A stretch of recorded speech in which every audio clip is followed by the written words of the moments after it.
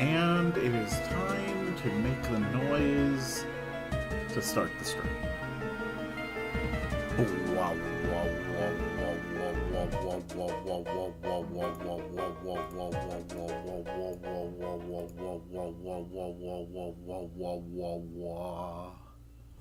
That should not be on that screen. There we go. That looks better. All right. Greetings, dear viewers. I'm Coil Quickcard, and welcome back to RPG Maker. Today I am going to be starting on another project. This is not going to be replacing the community project. This is just a one-off thing. Because this is a project that I've wanted to start for quite a while, and, well, I have an excuse to do it, since, still working on building out the newest city that we added, since, once again, I did the smart thing and made it very big, and it takes a lot of time to properly build out all the interiors and everything. So, yes, welcome to the new project. Gonna spend a couple hours mostly doing database work today as I do this. Mostly database, probably some tile building. But honestly, it's just gonna be nice and chill. It's not scope creep if you don't have everything plotted out.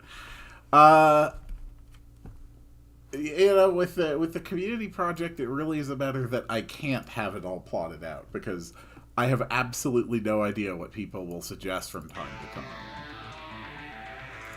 Alright, so, first things first. We have a database to fix. And we are basically erasing the entire database and starting from scratch. Skill number 1 corresponds to the attack command. We're actually going to leave those for now. Get rid of all of the stuff in the database, and we're basically going to be starting from scratch. The general idea of this is it's going to be more of a states.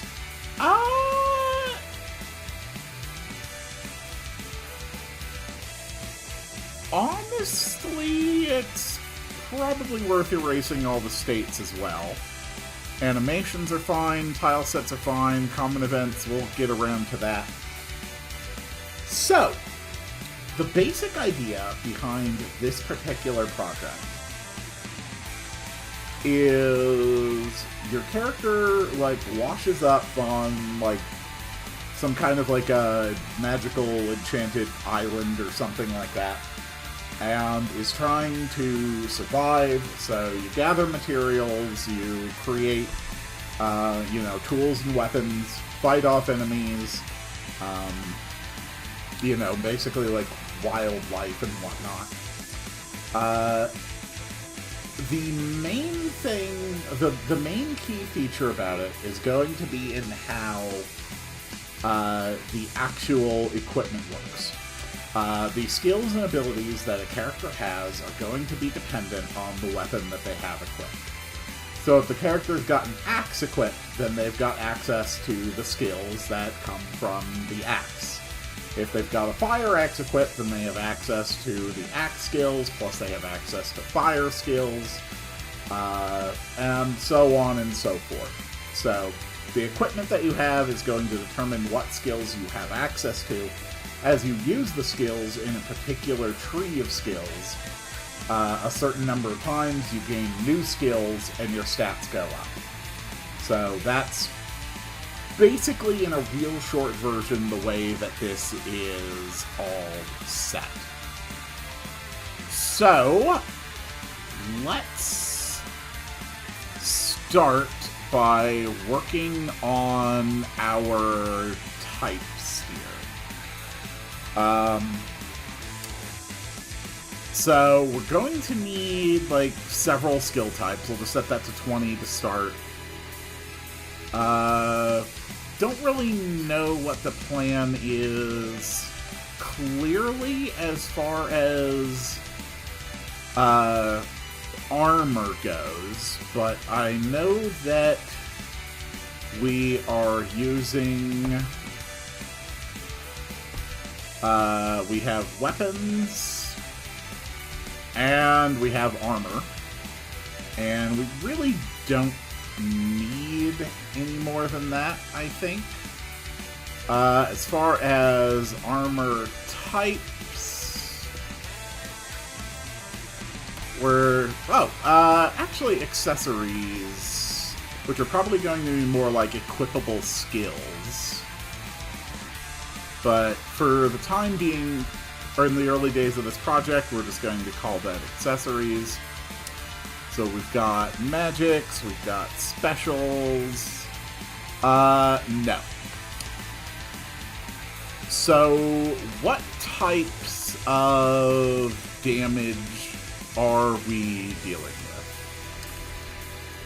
There is slashing damage. There is piercing damage. There is bludgeoning damage. There's fire, ice, and lightning. The good old trifecta. As far as skill types and the weapon types, I need to think more carefully about what exactly the types of equipment are. I will circle back around to that later. There's really only going to be a few key stats in this whole project. You've got your health, you've got your stamina, you have might, and you have magic. And the rest of these really don't matter at this point. Agility is just going to be speed for now, just for the sake of my own references. So, the basic concept behind how everything is going to work is all of the damage formulas are going to be very, very simple and very, very predictable.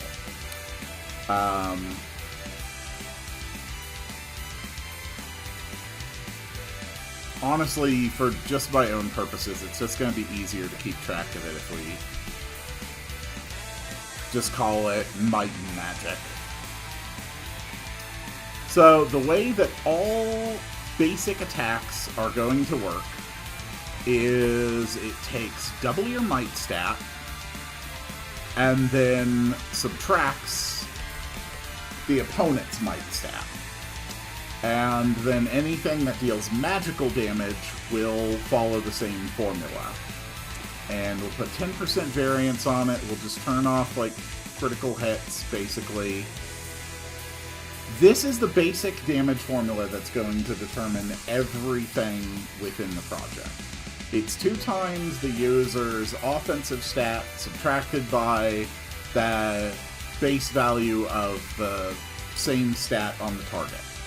So if you're attacking with might, the enemy is defending with might. If you're attacking with magic, the enemy is defending with magic. Depending on the scope of the project, I may also integrate a mind stat, which may relate to any number of things.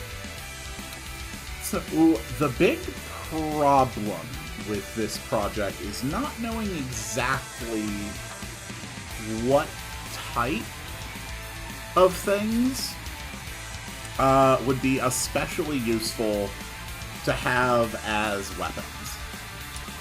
But since we're going for kind of a survival focus, axes are good for slashing. Actually, let's put those in weapon types. We've got axes, we've got spears. These are both things that you can make relatively easily in a survival situation, if necessary. The third type is going to be clubs. And then the magical elements we're going to have as we start this project are just going to be fire, ice, and lightning. And then the skill types, we're just going to call them slash, pierce, crush, and then fire, ice, lightning.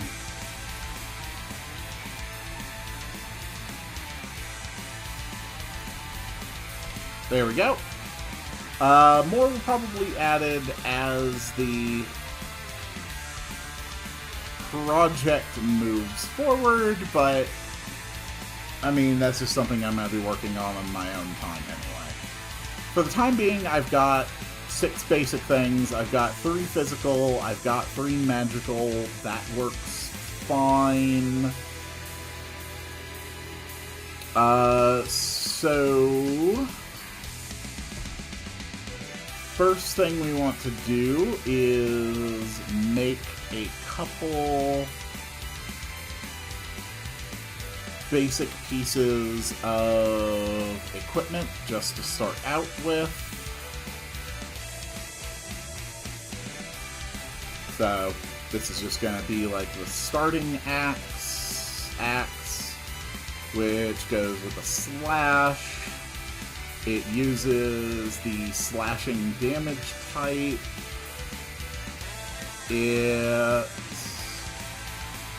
adds the skills type slash so that you can, do slashing attacks.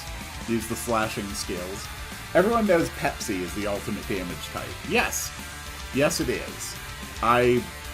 Unfortunately, that is in fact the way it has gone with my project. So, I want to leave some gaps. So, our next type is a spear,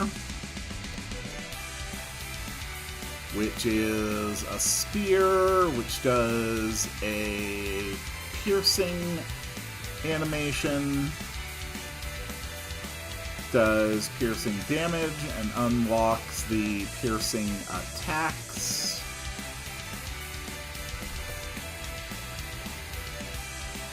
Move our next one down here. This is going to be the club. None of this stuff is final right now. It's really just to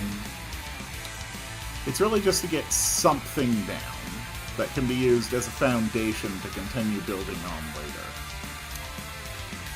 And that one deals bludgeoning damage. That one activates crushing skills. That's fine. We don't really need them to increase your might stat much. Well, honestly, that might actually be okay. Just give them all like a flat 5-point increase in might. Okay. Moving on. Slot number 31. So this is where we're getting into spell damage types. So this is going to give 5 points in magic. This deals fire damage. It unlocks fire skills as long as it's equipped.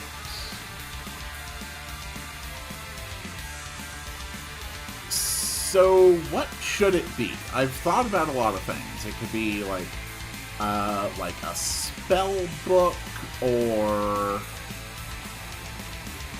hold on.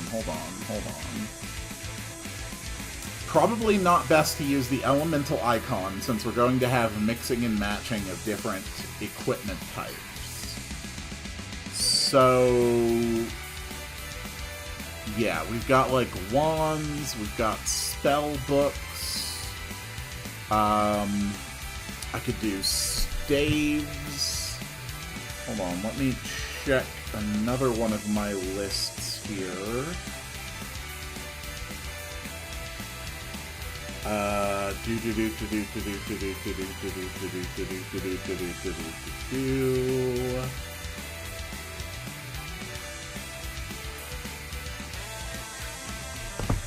Okay. For fire, I think we will go with a magic wand. And specifically, its basic attack is just a blast of fire. I think that's fine enough. Moving on to 41 for the lightning. Lightning we're going to have from a spell book. Okay, I guess we have ice next. Ice is going to be a staff then. And switch that over to ice. Change the music.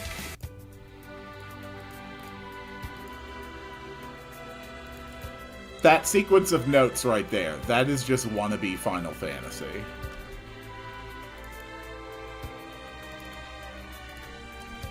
It's like discordant Final Fantasy. It's actually kind of funny. Thunder, thunder, lightning, lightning.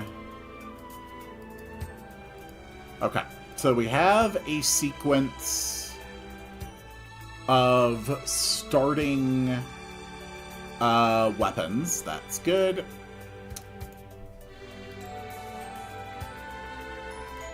So starting on 10, we are going to have cut. And this is going to be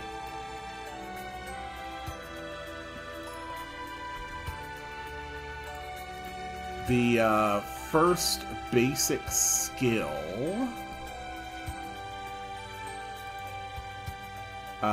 The animation / physical hit type is a physical attack. Scope, one enemy. It is of the / skill. It costs 1 stamina to do.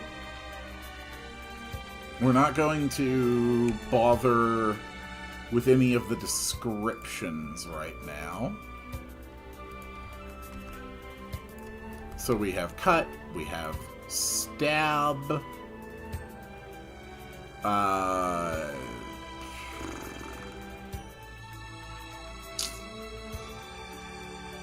not really a lot of options for what I could do for that. But that's piercing from the piercing skills. Attack, pierce, pierce, stab. Cut, I guess, can go back to being the axe. Actually, we're going to call that chop. Okay. That's fine. Moving on to the next one.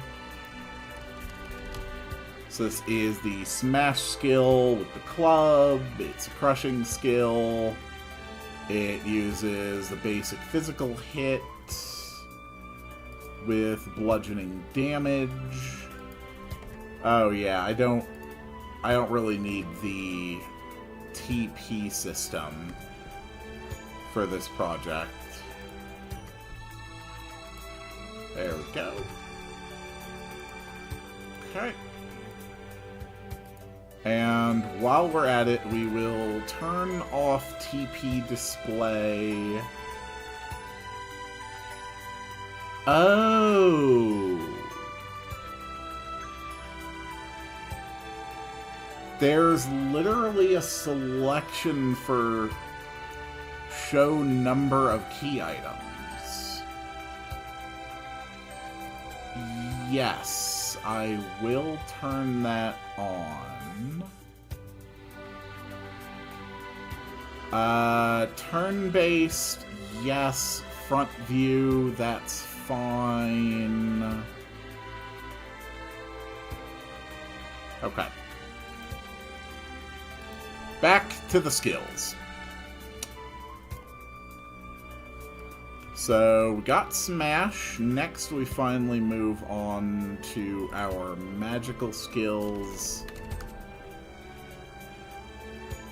So, we will go with Firebolt.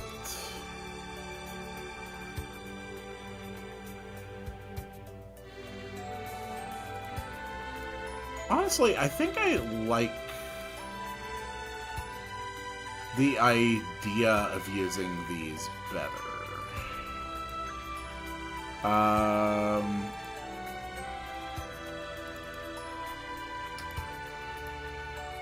Whatever. I can worry about refining it more as I keep going. Okay, so Firebolt, one enemy, fire type. It's a magical attack. Uses the fire animation.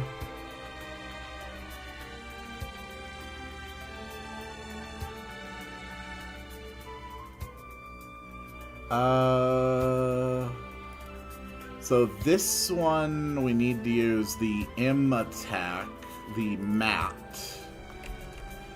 So magic attacks rely on double the user's magic stat minus the opponent's magic stat.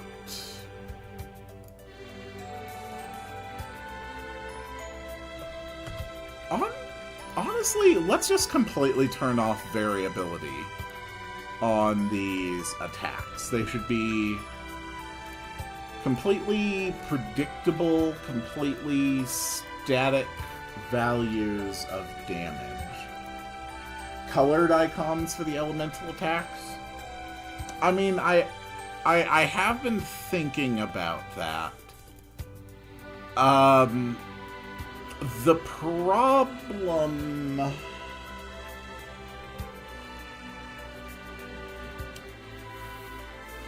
The problem is that if I differentiate the magical element types, I really also need a way to differentiate the physical damage types in pretty much the same way. Because they're going to be constantly, like, mixing and matching. I don't think I quite have anything that fits my need for that at this point. I mean, I can always load this stuff up into GIMP and mess around with the color hues. So I'm not too worried about it right now. Okay, moving on. That was Firebolt. Next we have the Staff. So we've got the Frostbolt, which is an ice type, which does ice damage. And then finally Thunderbolt, which goes with the Spellbook, which is a lightning type attack, which uses the Thunder spell animation. Element lightning. Okay. So I think that is good for the starting equipment.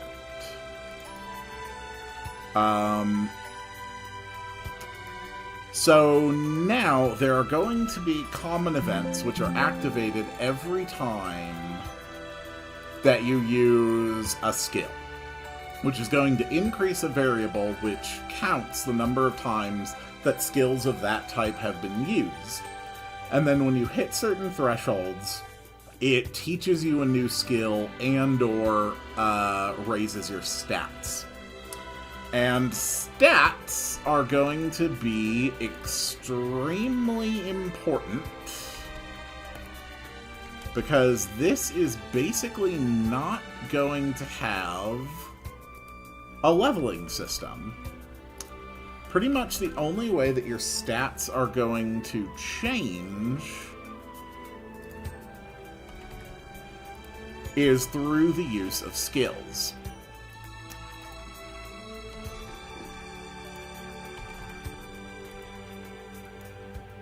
And it's easy enough to just hide some of the stats so that they're not going to be visible to the players. But I can easily adjust it so that the enemy, so that you'll always move before the enemy unless you're using like a stronger skill which is specifically going to like be slower and move after they do. And I just modified class number 8.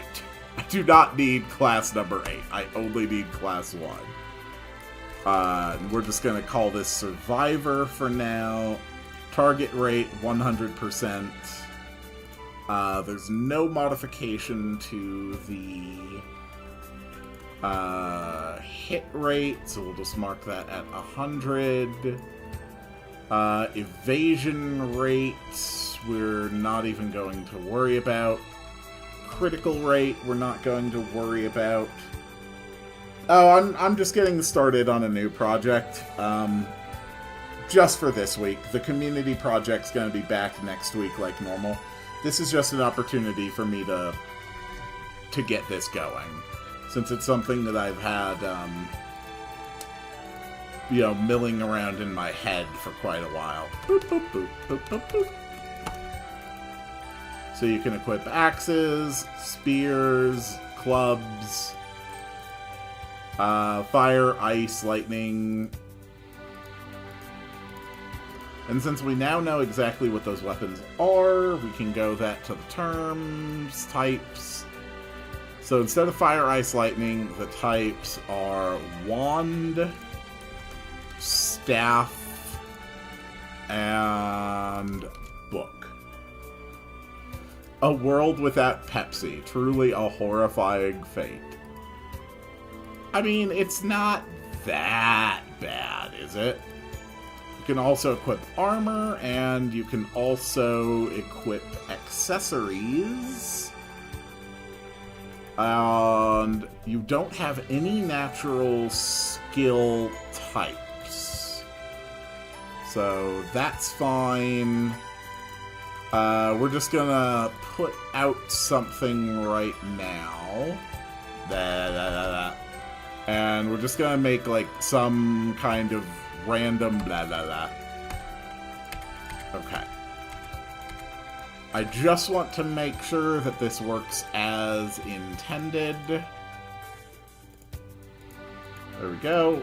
No other actors in the battle tasks for this project. So I shouldn't have any skills.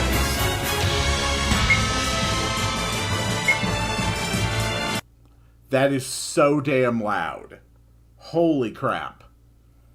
Yeah, I'm going to have to adjust the audio levels. Oh, God, I forgot about that. That is horrifying. Why can you equip number 50?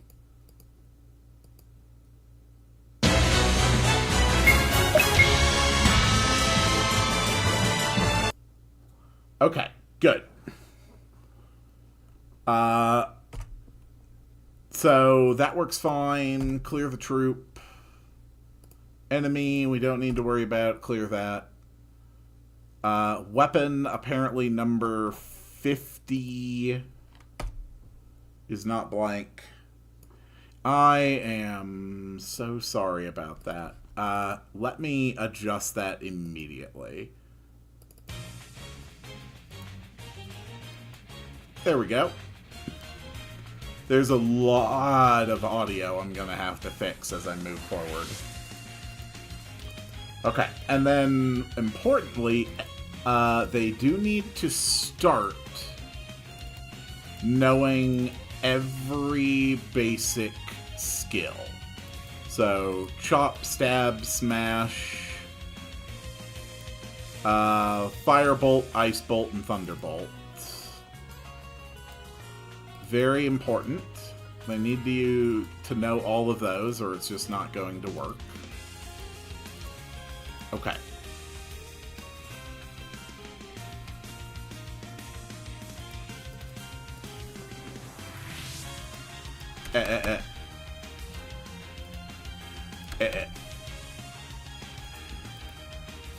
Alright, let's test that again. So, while you have it equipped, you do have access to the skill, like you're supposed to. That's good.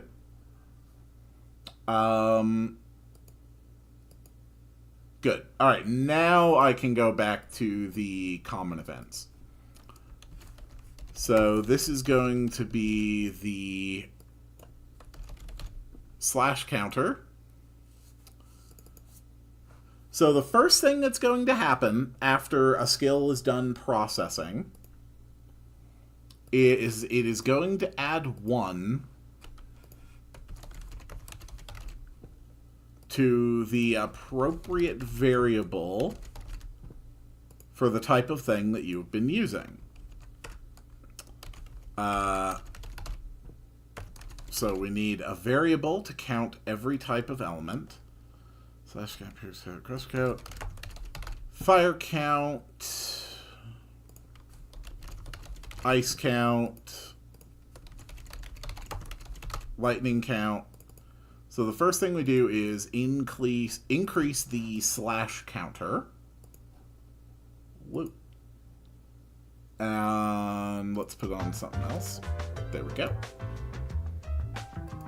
So once it has increased that, it is then going to run a check. Well, there will be a lot of checks that it will run, where it'll see if your slash count is exactly equal to a specific number. So let's say, is it equal to 5 for like the first thing that you unlock? If your slash count would be perfectly equal to 5, then what it would do is it would give text, and it'll say, you learned, you've learned a new skill. Your health,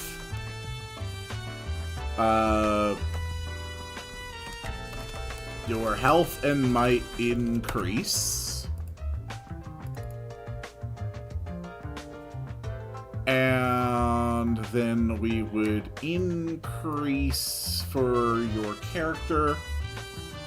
Your maximum HP would go up by 5. And then your attack stat, your might stat, would increase by 1. And then you would learn a new skill. So in this case, we take Chop here. And what we do, this is important, we have to add some new types.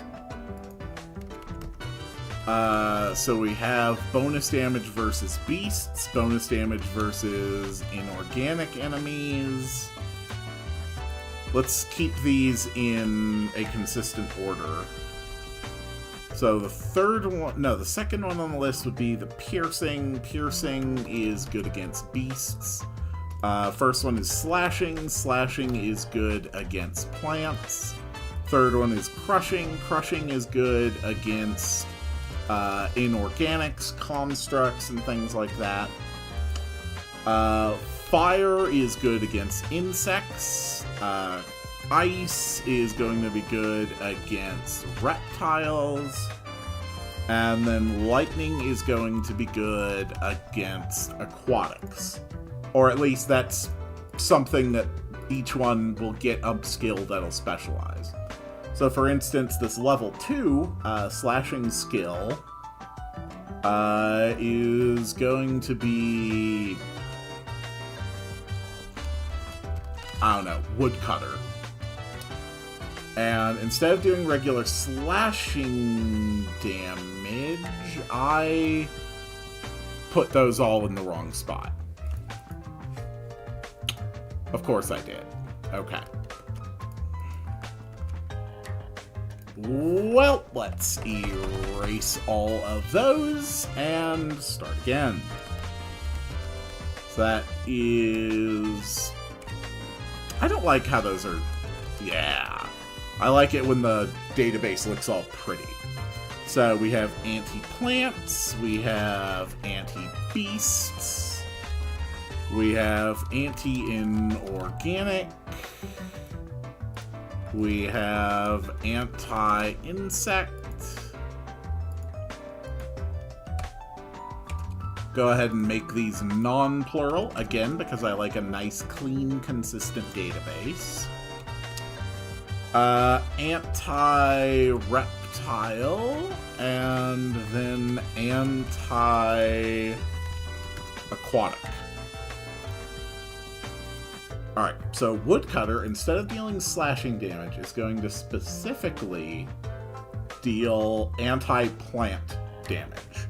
And then we can set any plant-type creature so that it takes a lot of extra damage, specifically from anti-plant element stuff. And we'll just make a basic description. Deals extra damage to plants. And as far as the cost, we'll make it a little more because it is stronger. And yeah, give it like the slash effect animation. So, for instance, after you've used slash skills 3 times, because every slash skill that you use is going to run the slash counter event after you use it. So, every time you use Chop, or every time you use Woodcutter, every time you use any skill within the, the slashing skills, it will increase this variable, and when you get up to 5, it is going to teach you skill. There we go. Alright. It teaches the character Woodcutter, and then it gives you a little bit more HP, another point in might, and so on and so forth. Is there going to be a UI for the skill trees? Assuming that I ever discover how to build one, yes.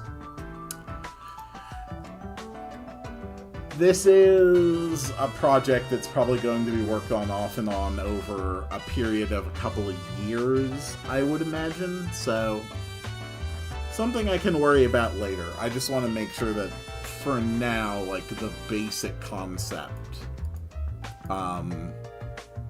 is put in place.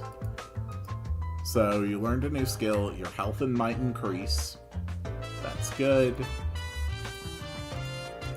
So now let's go ahead and add the number 2 skill to everything. So for piercing, we go back to the spear icon, we go to anti-beast, bap, bap, bap, bap, bap. We'll just put these common events here and then we'll fix them later.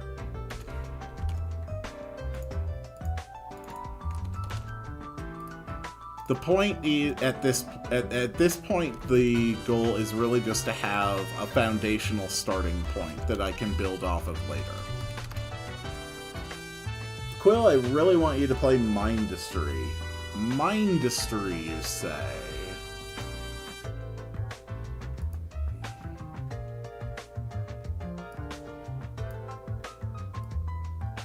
Nope. Come on, can you just maximize over on this screen, please? Thank you. I do not know much about Mindustry. Open-ended factory management game with RTS and tower defense elements.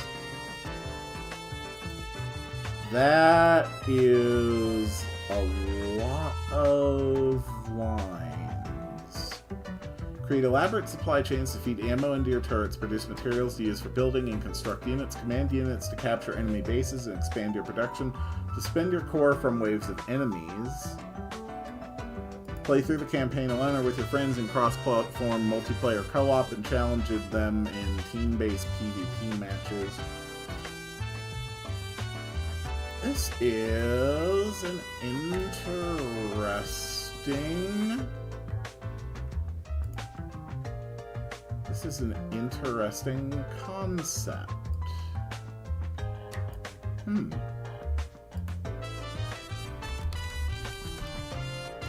Alright, I'm adding that to my to-do list then. Alright, back to the skills. So we go from Woodcutter to Beast Slayer. Deals extra damage to beasts. Skill type is Piercing. It's a physical attack. It uses the Piercing effect skill. It deals anti-beast damage. It runs the Pierce counter common event. Honestly, War General, I'm already convinced, just based on what I saw, to be honest. Okay. Design the next one. So this is going to be Breaker. Deals damage to inorganics. I don't really know a better way to really phrase that at this point. But that's going to be hit effect. That's fine. Cool. And that runs the anti-inorganic attack, and runs crush counter. Okay. That's fine.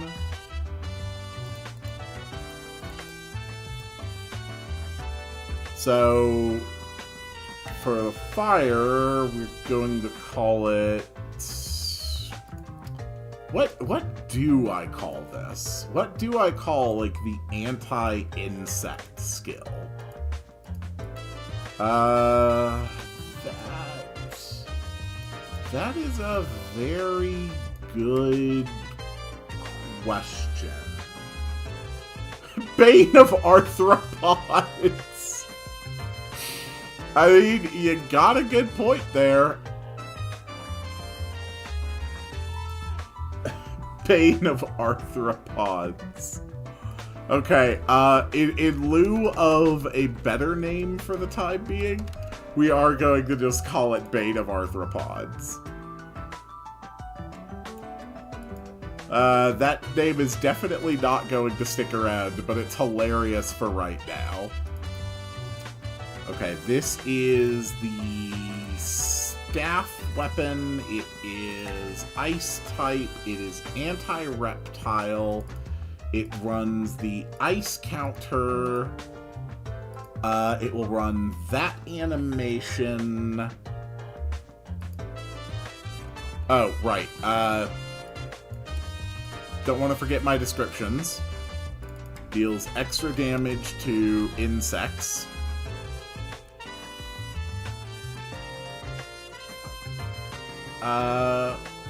So if they ever add... I have no idea what I was about to say. Deals extra damage to reptiles. So reptiles is going to be...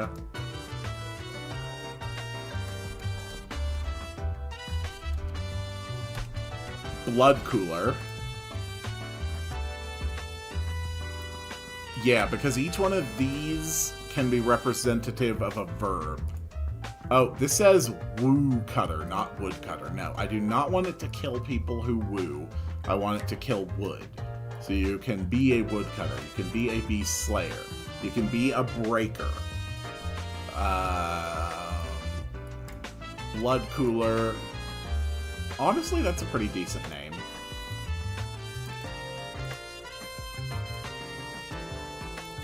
And finally, Spellbook deals extra damage to aquatics. Runs the lightning counter. Runs the Thunder Claw, so I can keep with my consistency. Insecticide. That's... Is there any way I can play with that? Insecticide.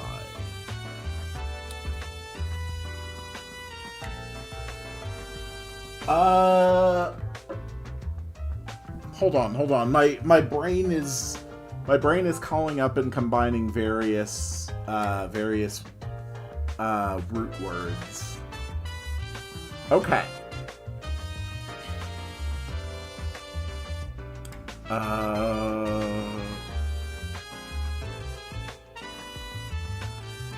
There's some good names I'm thinking of, but none of them fit like the naming schema that I'm going for.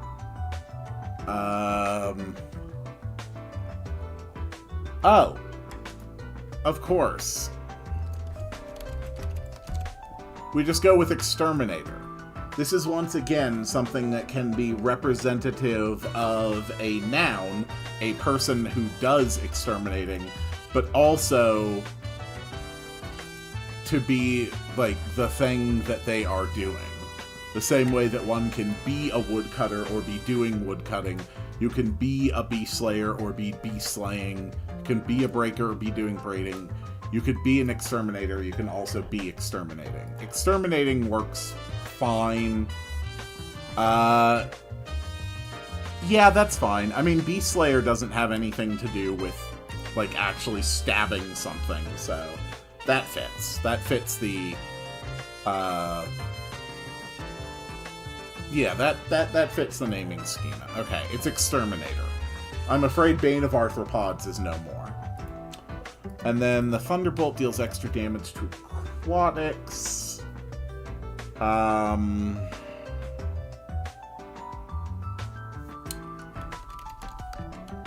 So probably Conductor.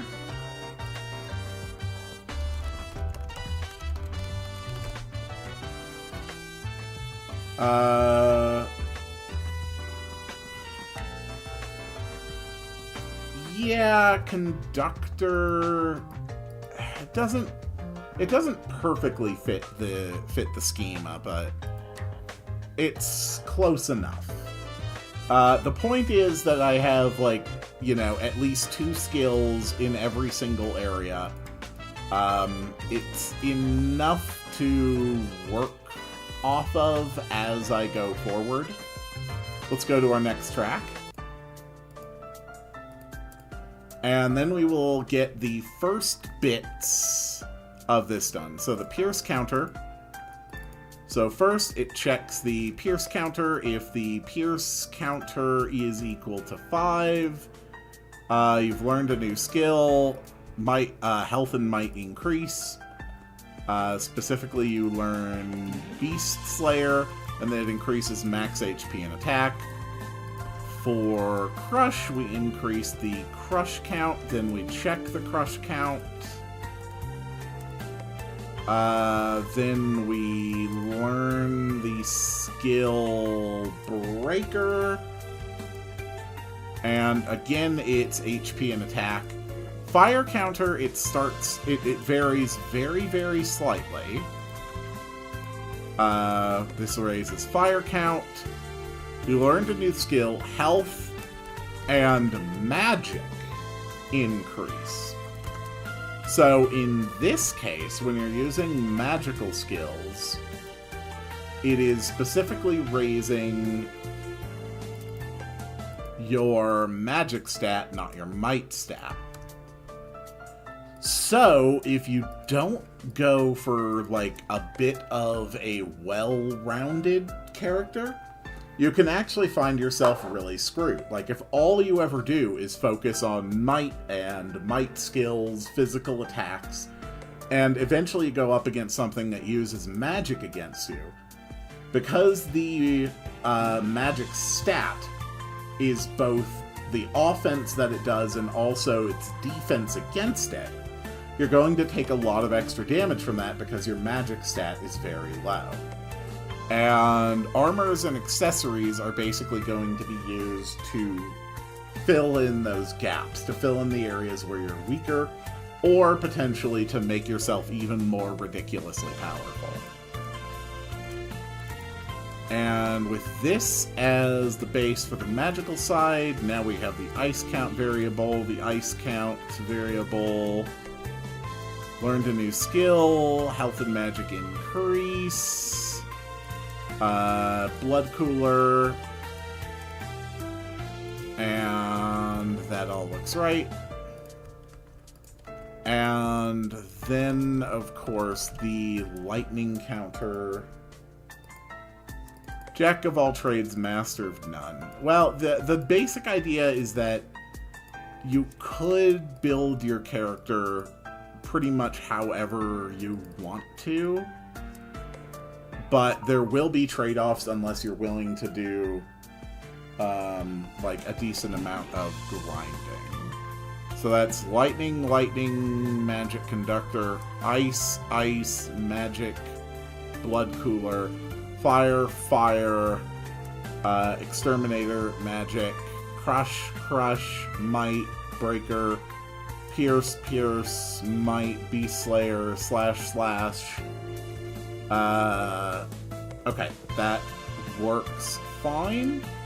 So the system should function.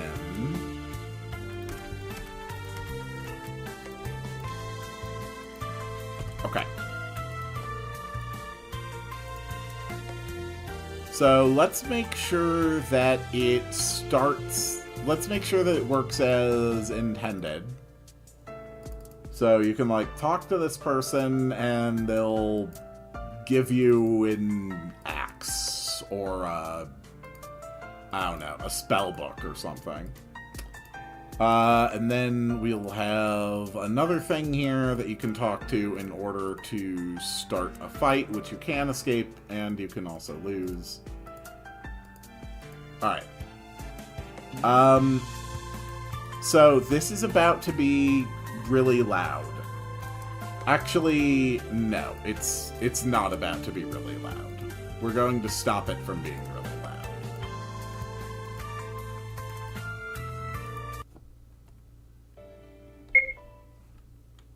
Okay, that's fine.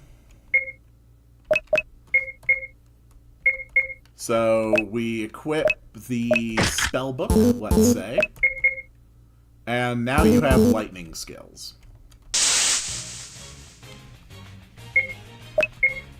Okay, Thunderbolt. Oh.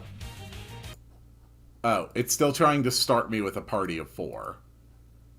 No, we don't need to start with a party of 4. No, no.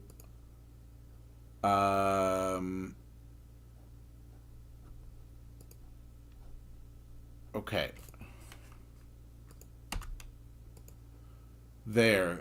That should completely stop it from trying to start with more people.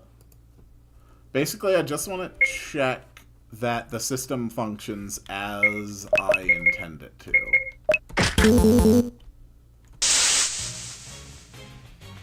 Okay. Cool. So if this works as I want, I should basically be seeing 29 damage every time.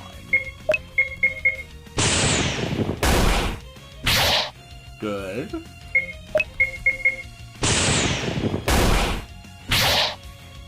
Okay.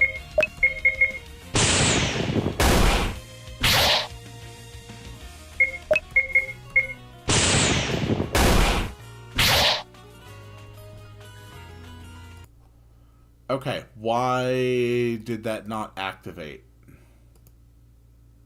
Oh, because I didn't put the lightning counter onto the first tier skills. That's why it didn't work. That was rather silly of me. And that is why we always make sure to test. We can also adjust some stuff. So HP is going to be health. HP. MP is going to be stamina, which is going to be stamina points. Alright, let's try that again.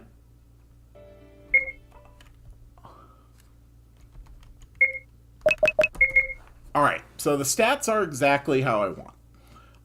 Eventually I'm going to be adding some plugins that's going to hide a lot of this stuff. So you're not going to see like the level, you're not going to see like the XP, you're not going to see the stats I'm not using. So the UI is going to be like rather considerably adjusted to hide a lot of this extra information right now. But the important thing is that I've got 100 health, 100 stamina, 10 might, 10 magic, and the speed is really just there to make sure that I do outspeed every enemy.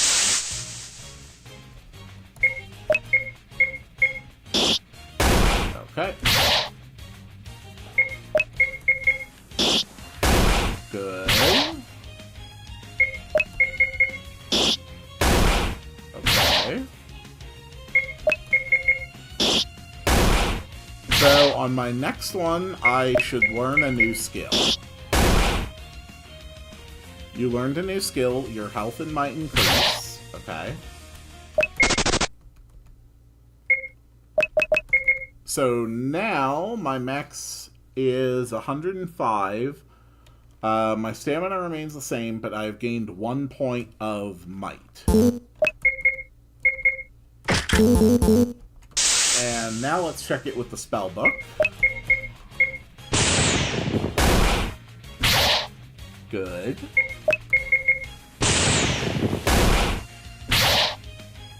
Okay.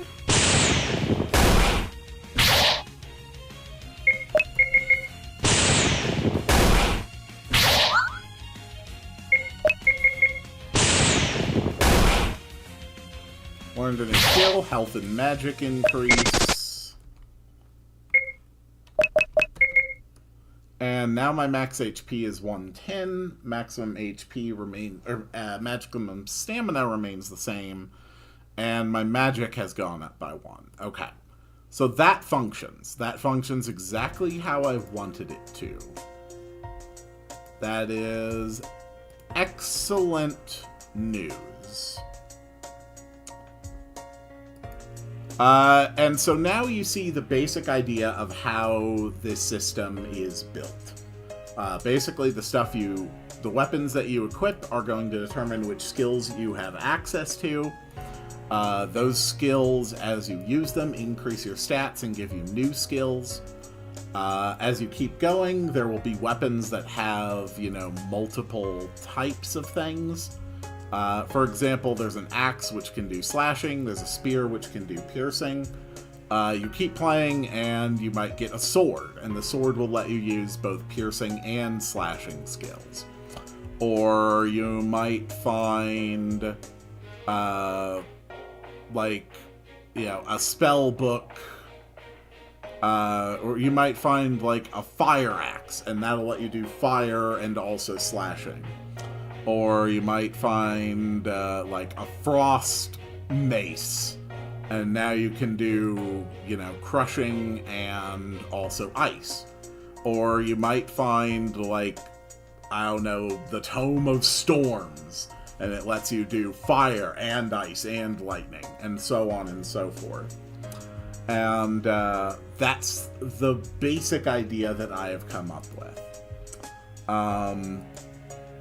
That's the basic sense of how it is going to work.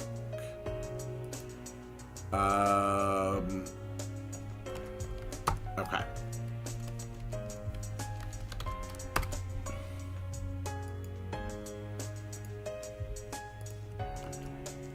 And we're just going to put these in here so I can use them for reference points and copying, pasting later.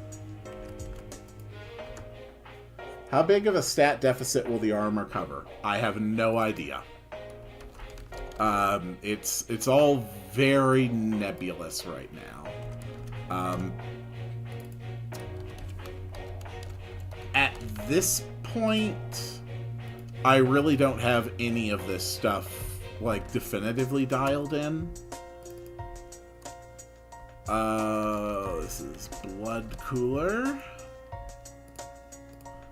And this is conductor.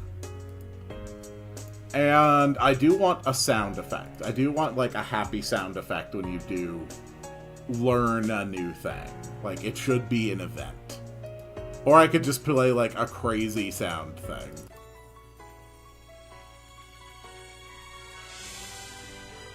The problem is that's so long. Way too long. Way too long.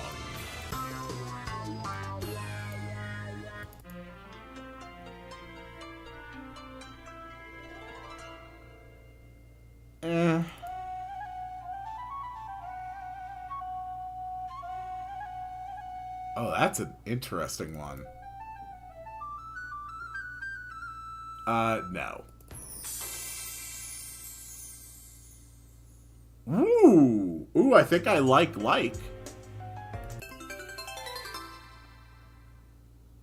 Okay, that one's a little more... Nah. No.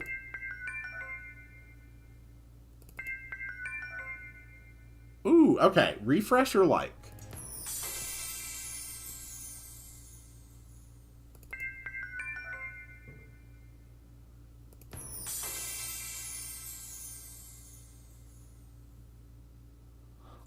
I really like this. I really like that.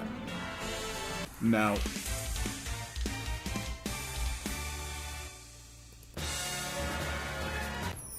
Nah, we're going with like. What if I make it a little faster? What if I make it a little slower? No.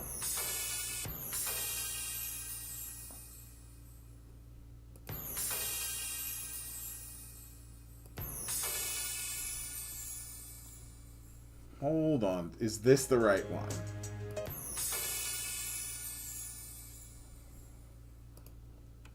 I think that is the one to go with. So you're fighting... Let's test this here.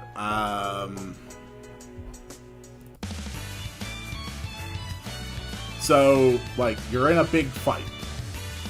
There's, you know, hits going back and forth. And then you haven't even really been paying attention to it, but you hit your next threshold, and...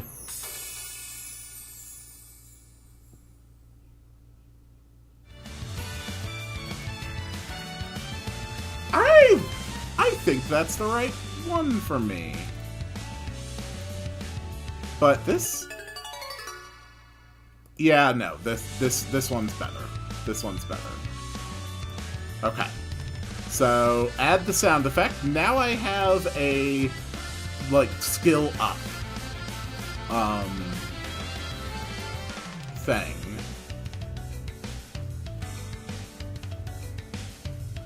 Okay, that works. And then when I make a UI that allows you to check, like, what your different skill levels are at,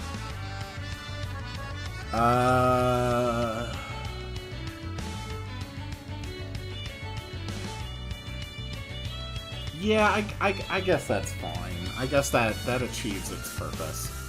Okay, so let's actually work on a character now. Let's see.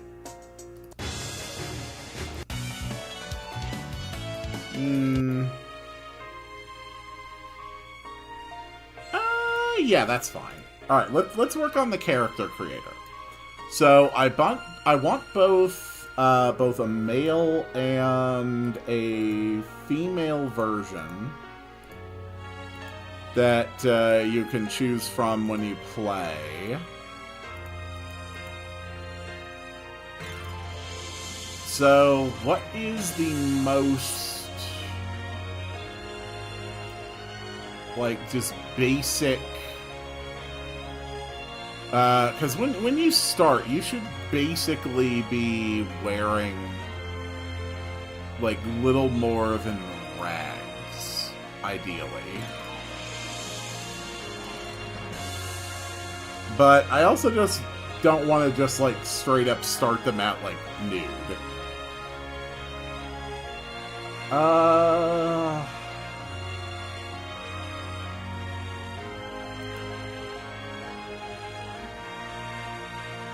Now...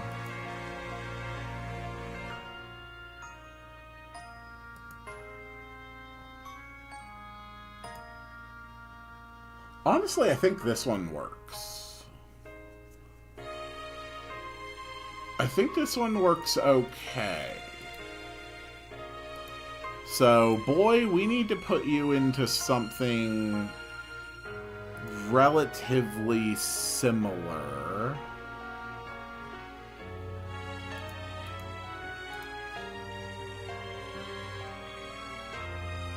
It's really the style that I want to make sure that I match. Something that is definitely not armor. Something that really is just like an outfit.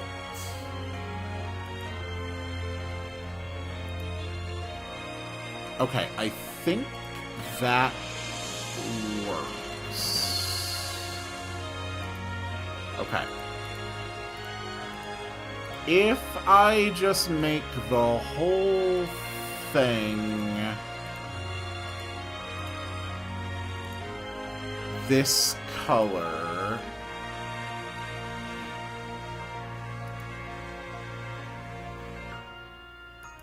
that's okay. I'm really looking for something that's more like a working outfit.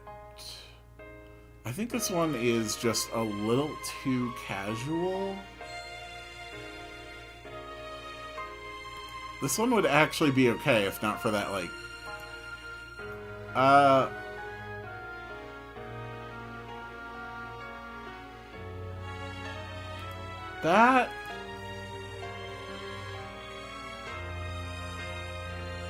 That kind of works.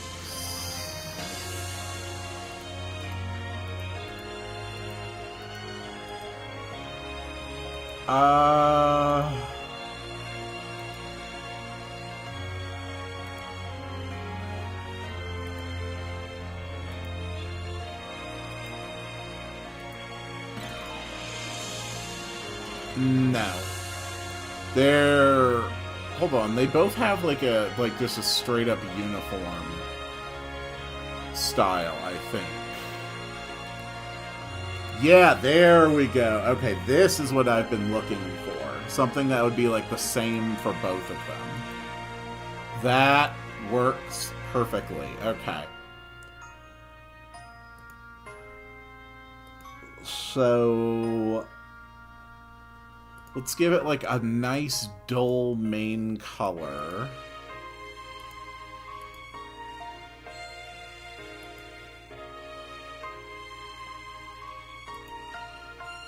With a darker trim. Okay, this mostly affects like that central bit, so we can just go for pink and blue. That works fine. And then the third color...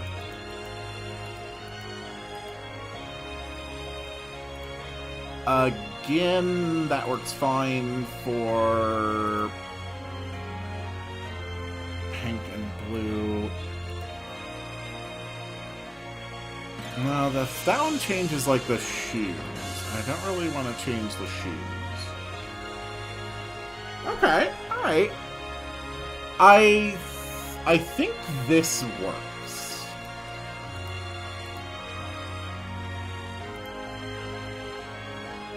Okay. Yeah, that's fine. Okay. We're going to go with, like, a basic youthful face for both of them.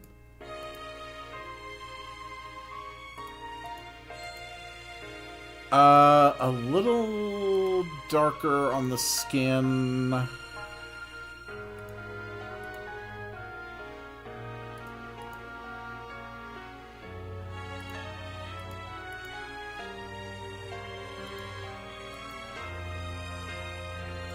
Why must the boys have more boring eyes?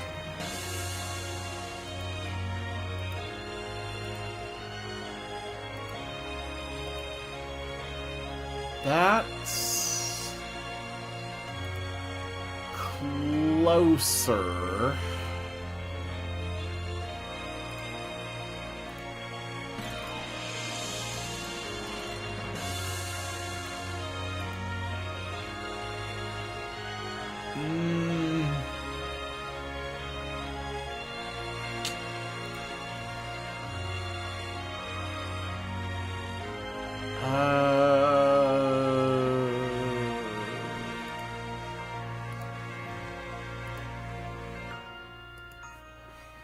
Okay, that's fine.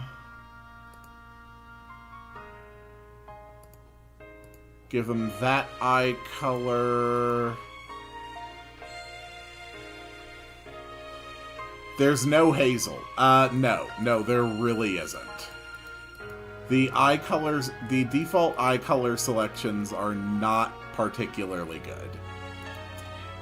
I want them to have, like, similar faces, but still be clearly differentiated between, you know, the male and the female. That's fine. This is where it's less of an issue.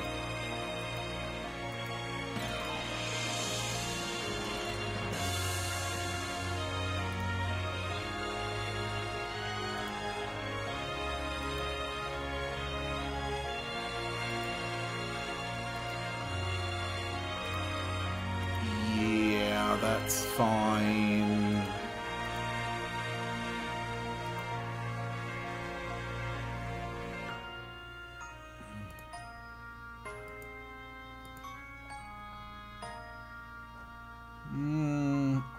It's just too wide for me. Let's go very slightly... Yeah, like that. Okay.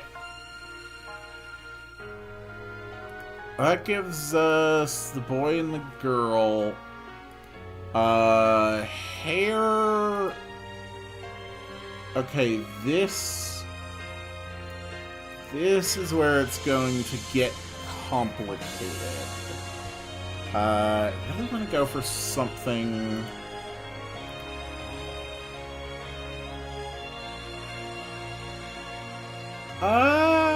Okay, yeah, I think I like that with, like, the braid.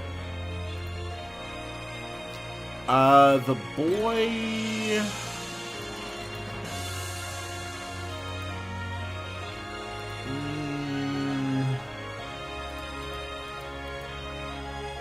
Well, they got some wild haircuts for the boys.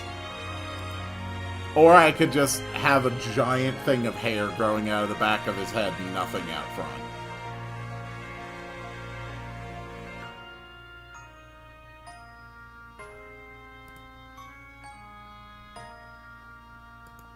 Okay.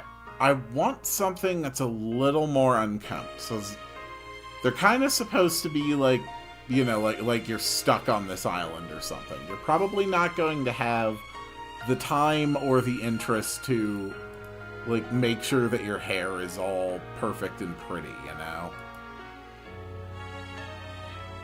So the problem on this one is that front hair.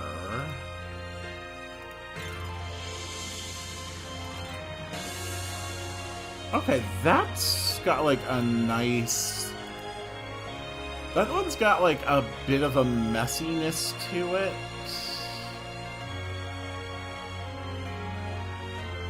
That kind of works.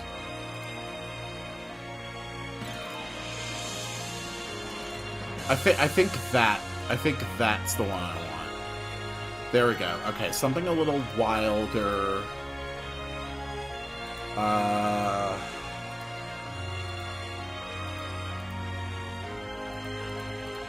Kind of just playing with the default, most base expectations of character differentiation here, but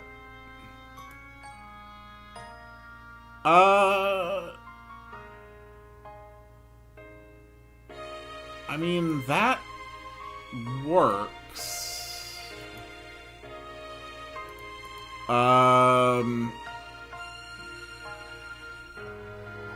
I personally like that shorter hair.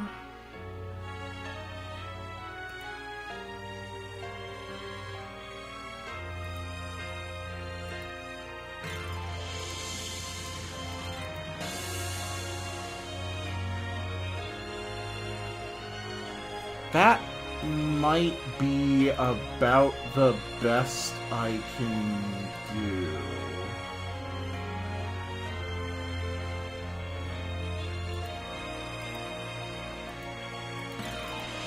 Okay. I think that works.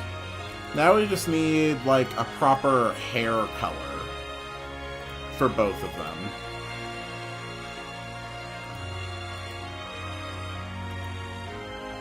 That really doesn't help to differentiate very well.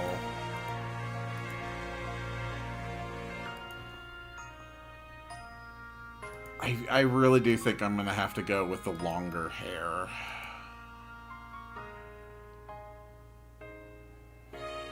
Okay, that could kind of work for, like, natural curls. That blue is just too overpowering. I think I need to go lighter.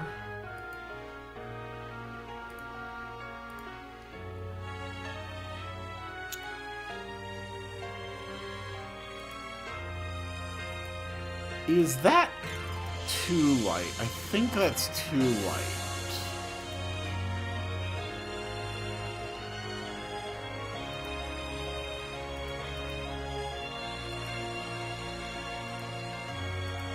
The bright yellow, not really a fan.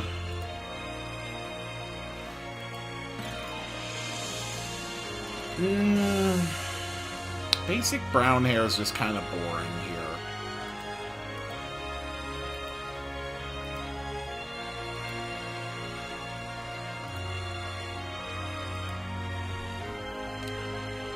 How does the offset work? Does it shift the character on the portrait?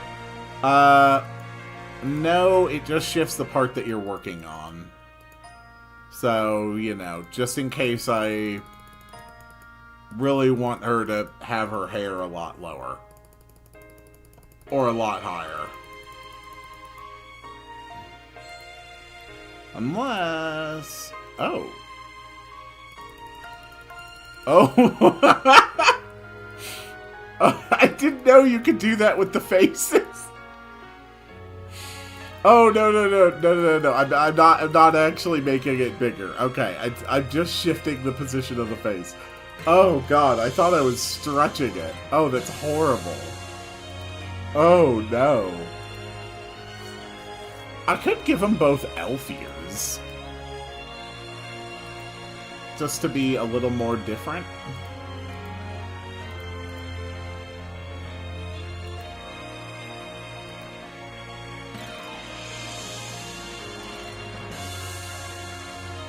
I think I might like the elf ears.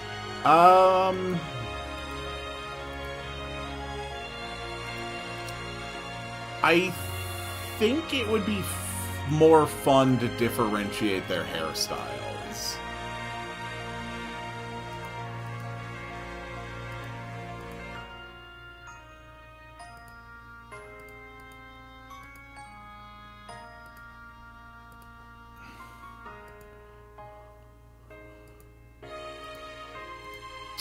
That's close.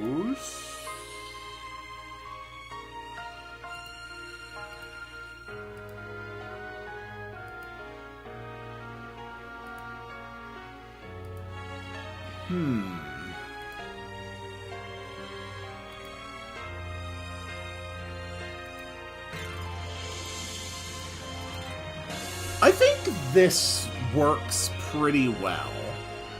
Just go for like a red and a blue. Alright.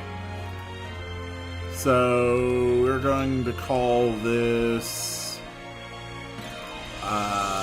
player M. We are going to call this player F. So when you start, you'll get to pick, you know, Pokemon style, are you a boy or are you a girl? This is player F. The actual image can change a bit depending on, like, what the character is actually wearing.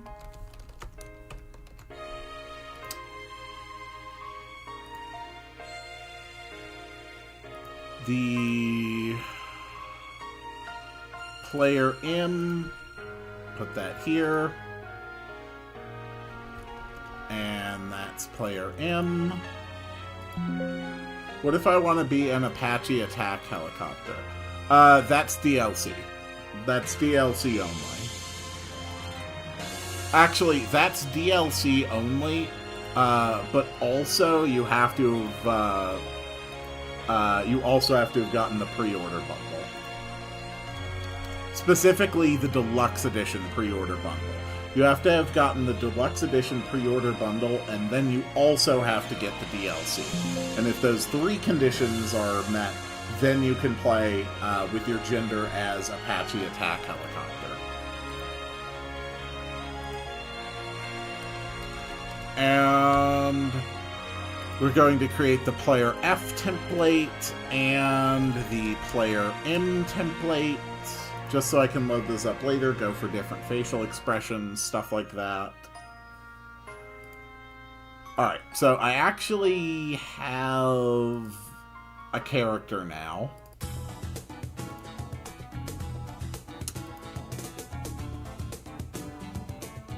So the very first thing that happens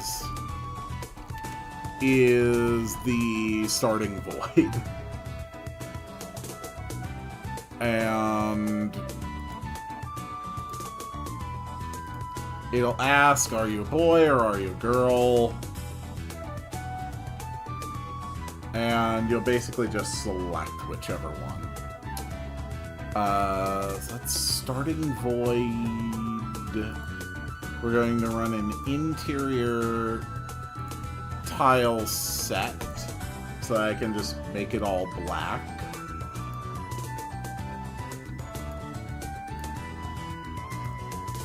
We start the game transparent,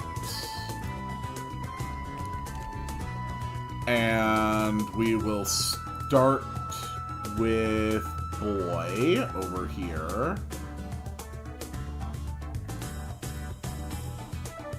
Okay. And he's just sort of walking in place.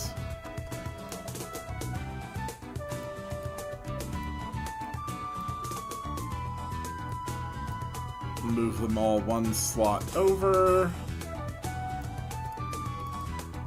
Make this one the girl.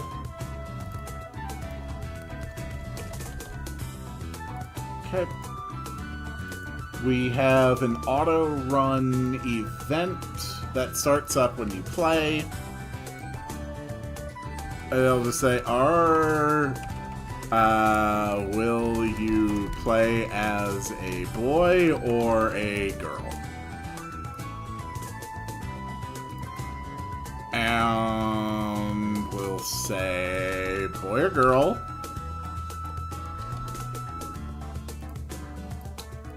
And it's going to be a transparent window. The window position is in the middle. There is no default choice, and there is no cancel allowed. That's fine. Okay. And then after you have selected that, it will alter the player image to player M if you are a boy, or to player F if you are a girl, and then it will ask,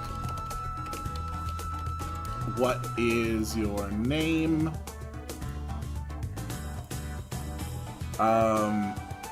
Okay, is there a way I can actually run name input processing? Okay. So you get 8 characters max to name that.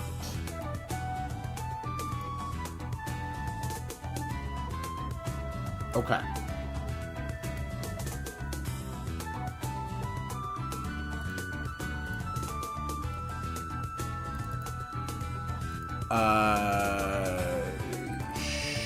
Sure.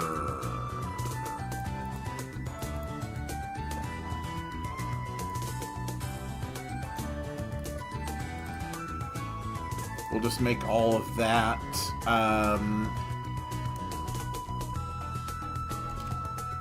So the default name is just Survivor.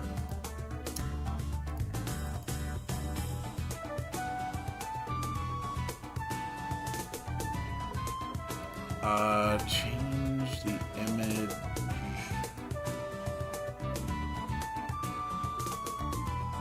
Right. But do I have any ability to change...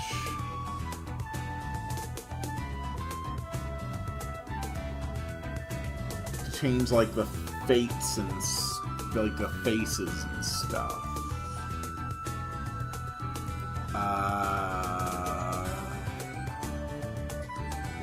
Okay, I may not have that capability.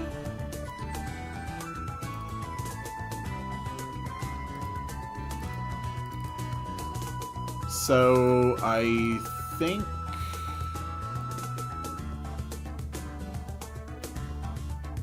I'm just going to have to do it like this.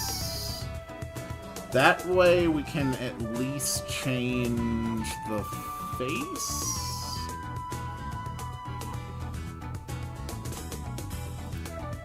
I need to check something. There's like a whole world of like special text characters.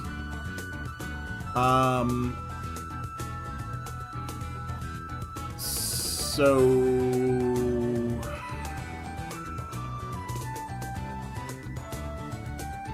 I mean, I can always hide the face. Hiding the face is always a possibility, I guess.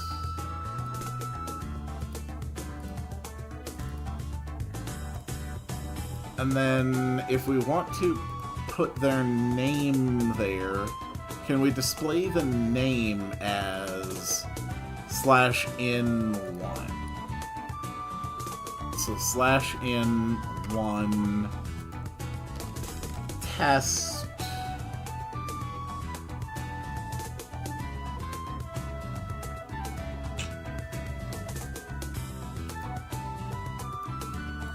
that might work.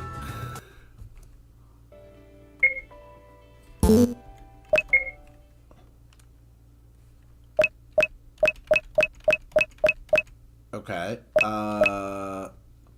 I need to move them over a spot. We play boy. My name is my name is Oh my god, how do I go back? How do you backspace?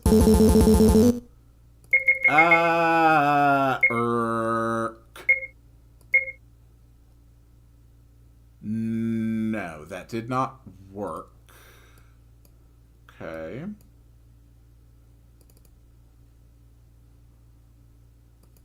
So we are changing Survivor 0001 0001. Does that... Oh, do I just need to put it in brackets? Do I actually need to use the brackets? We'll try that.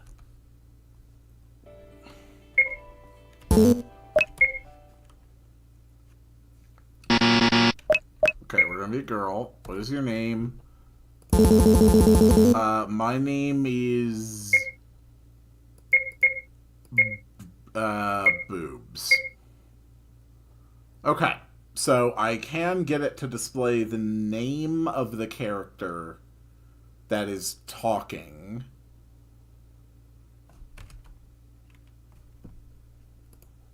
But then if you open the menu, it still wouldn't show the face.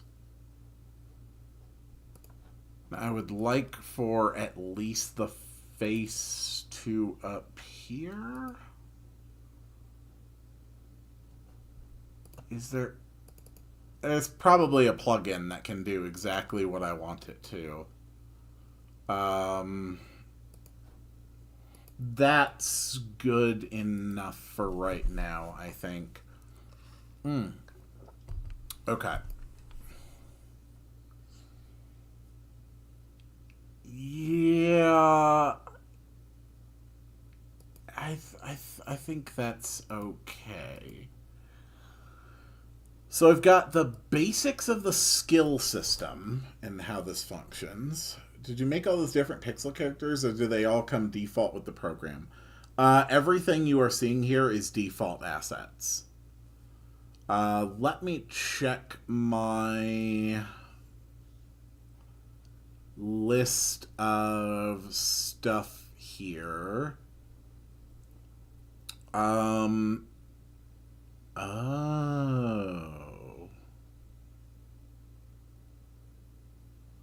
Okay. Okay.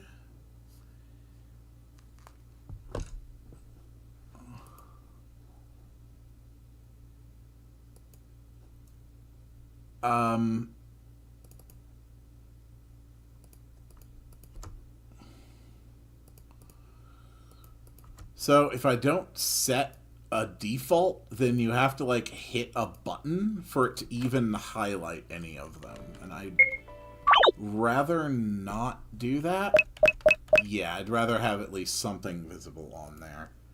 Okay, so that's fine.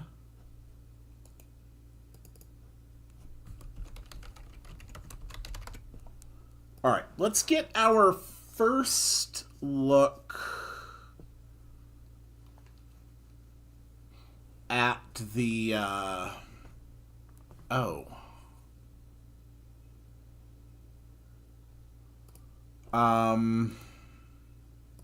yeah, I'm absolutely going to need,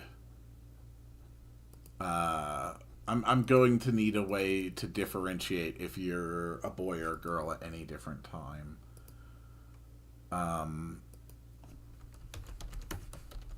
I mean, at the end of the day, it is a Boolean operator. You're either going to be the boy or you're not. So I might as well just make a switch, call it boy true. That's fine.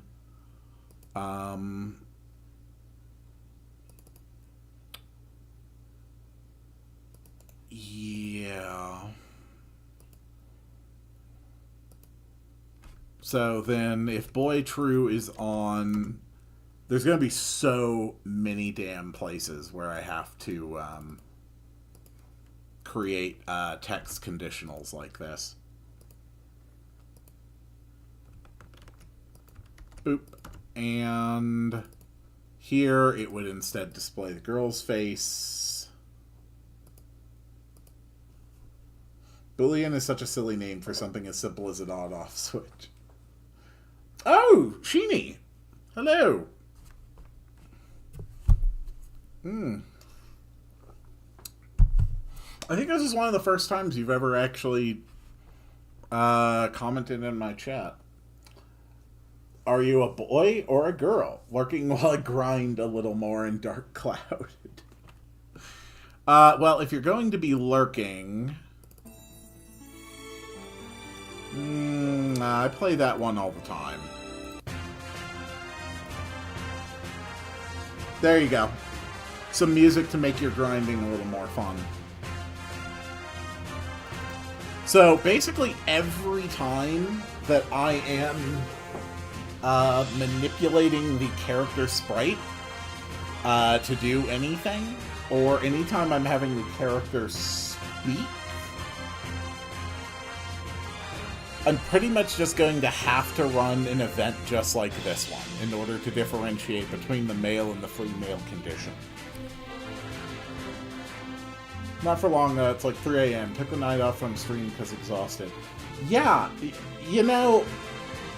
So, have you considered sleeping? I recently took up sleeping and I found it's been absolutely fantastic for dealing with my fatigue issues. I highly recommend it to almost anyone. Like this as I grind even while I sleep. Took a nap earlier when I was supposed to stream. Alright, so you have tried sleeping. It's a really cool hobby. I'm actually really into it myself. I've got like a whole room dedicated to this hobby. I mean, it's nothing too fancy, but I mean, I've easily got a good, probably good like $500, maybe $600 worth of stuff in there for that hobby. It's a little expensive, but I mean, I kind of like it. It's alright. Sleeping is best co-op. I do believe my wife would agree with you on that.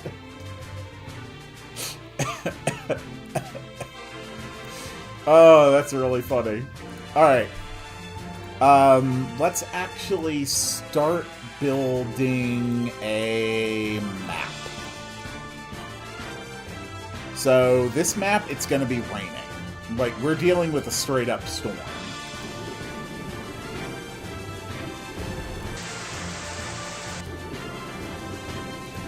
Okay. We're going to have to actually switch this here.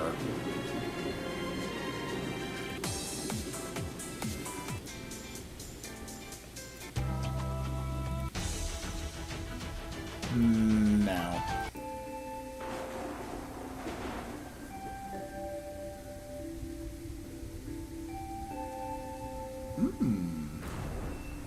Okay, I think I like this.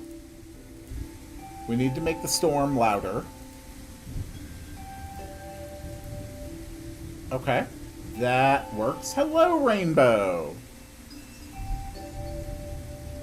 We're going to disable dashing. We're going to make it a little wide. We're going to make it a little bigger, a little wider.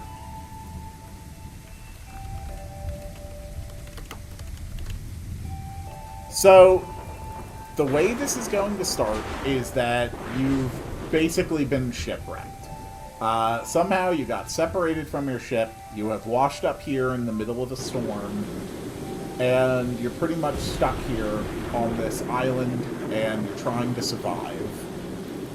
You have to fight creatures, you have to gather some basic materials, to try and find a way off of the island. So it's a little bit like Lost, except I know how to write a goddamn ending. And I actually think the process of having endings to a story is valuable and important. So, yeah, except for that, it's just like Lost.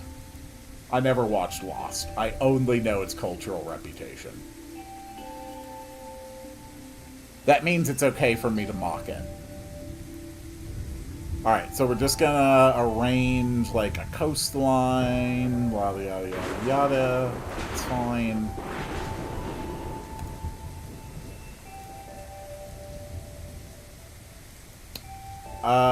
We are also going to have a parallel event running during this opening sequence, where it is going to be controlling it's going to be waiting a certain amount of time. I swear to God there was an older version of RPG Maker that let you use variables for setting a wait duration. I swear to God there was. I swear at least one of the RPG Makers let you do that. And I wish so much they would, because it would be so much easier to just set a variable to a random value and then say, wait this random value. And it won't let me do it. Okay, got a little heated there. Alright, variable. We're going to call this the weather effect timer.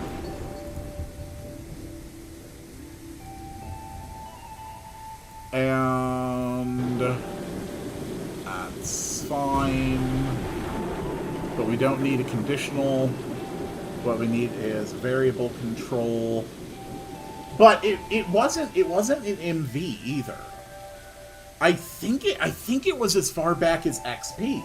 I think it was in RPG Maker XP. I think that's where they had the wait by variable option. And I really miss that. Okay, so we're going to set this to a random value equal to... Let's see, how long do I want it to be? Between 5 and 15. So that's between 300 and 900 frames. This building game of FNAF, it's also the kind of horror game at the same time. Yeah, so between 5 and 15 seconds, we're going to set the weather effect timer to a value equal to that. So then, if the variable is the weather effect timer is... This is so dumb. It's basically just like a 5-second window. Because it's going to be somewhere between 5 and 15. So there's a 10-second window. So if it's equal to 1, then wait 300 frames. So there's really no need to set this equal to that. If the weather effect timer is equal to 2, then we wait for 360 frames. If the weather effect timer is a 3, then we wait for 420 frames. If the weather effect timer is a 4. See, wouldn't this be nicer if I could just set wait as variable? There's gotta be wait as variable plugin. There's no way in hell someone else hasn't already developed that. But I don't have it right now, so I'm just doing this. That's 540 frames. If the weather effect timer is a 6. If I spent... You know what? I will prove how quickly I could find it.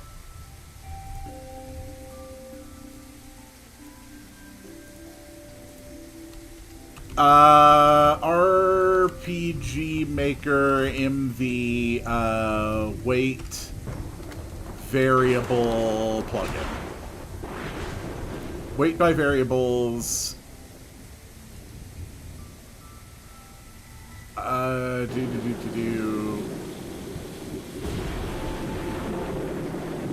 This should give you what you're looking for. Okay. So, there's a thing. I mean, I've never just tried plugging in just a flat script like that. This, wait, that... Yeah, it's always kind of ridiculously easy to make these things work. Dollar game variables dot value... I have no idea what this would do. I have no idea if this is even a thing that will work. Finding things is not difficult. No, I am absolutely not a coder in any possible way. Okay, we're going to set this to 300 frames. Alright, if I just plug this in, is the game not going to auto-run anything for 5 seconds? Have I just solved it?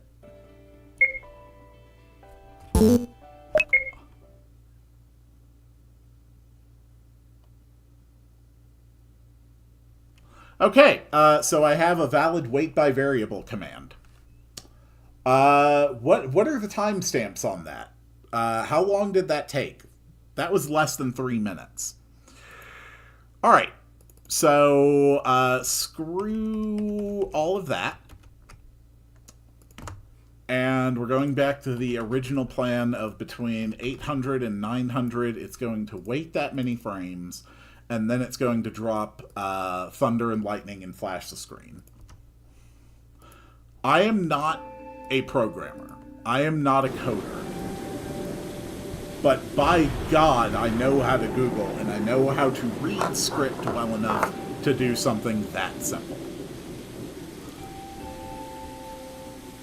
And at the end of the day, sometimes that's all you need.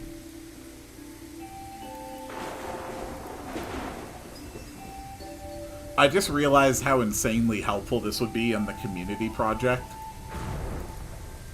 And now I feel slightly sad that I did not just Google this incredibly obvious and incredibly helpful, literal one-line solution to so many problems that I have had over the years. Alright, but anyway, now we need it to flash lightning. So we go to thunder, thunder, thunder, thunder.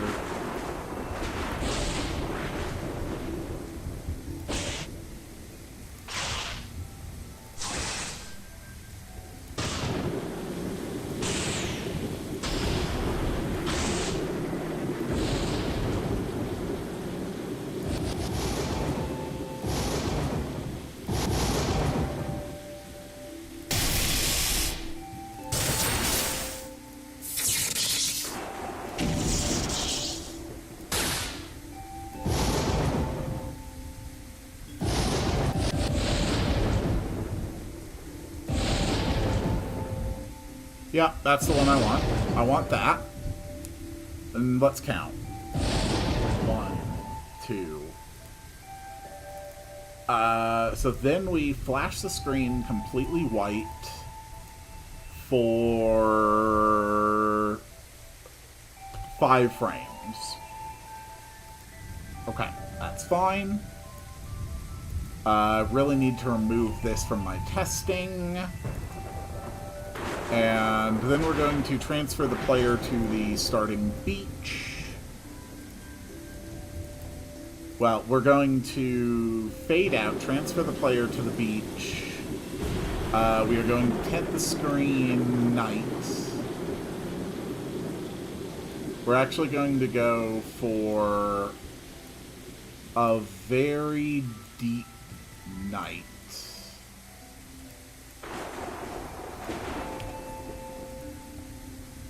We're going to wait a good 2 seconds.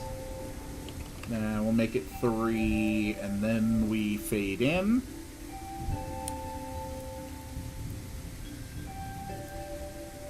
Do you want to know the name of the game I'm talking about? Sure, please. Alright, so let's see how well this looks. I will play as a girl. My name is Boy. The boy test works. Killer in Purple 2. Ah.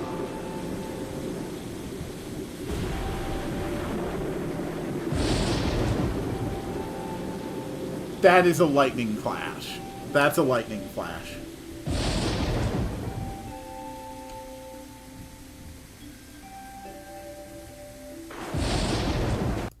Okay. So we definitely need to increase the rate on here. Let's set it to a random number between 800 and 2000. We're going to flash the screen for 12 frames. We're going to make that thunder sound even louder. I want it to actually be, like, kind of off-putting how loud it is. We transfer the player.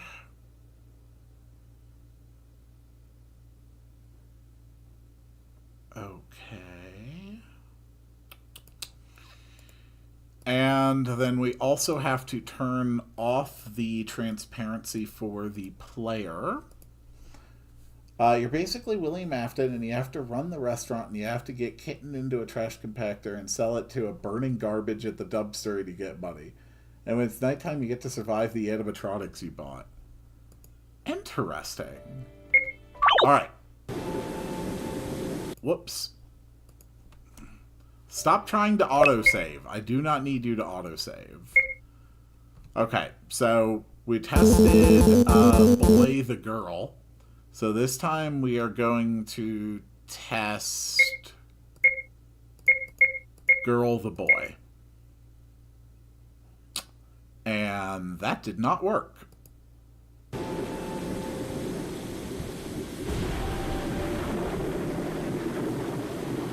Oh yeah, look at that.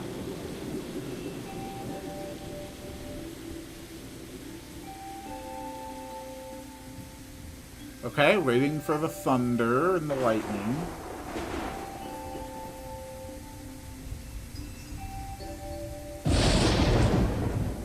That was a good length for thunder. That was good.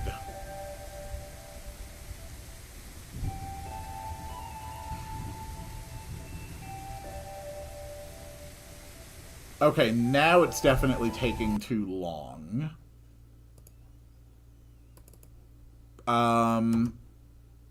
So I think 10 seconds between lightning is a good lower bound. And let's see.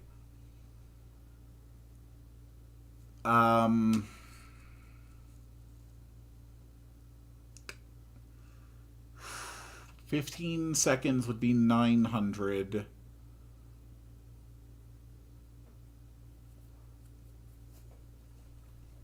$20 seconds, I think, is a bit too much. So I don't want to go up to 1200.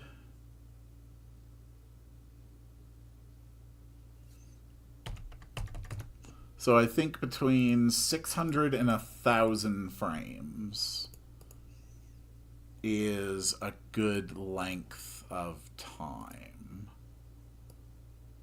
So now we design the beach. Very important.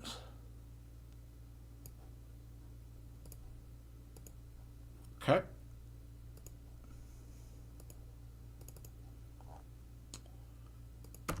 And we're going to transfer the player here. So if boy test is true, then you do that. If boy test is not on, you do that. We were not turning on the boy true switch, which is why that function was not working.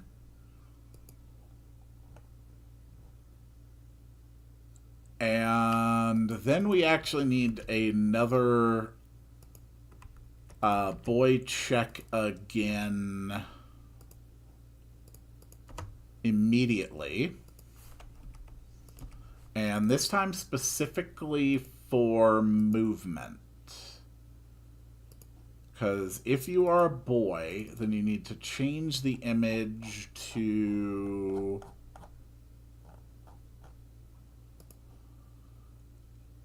player male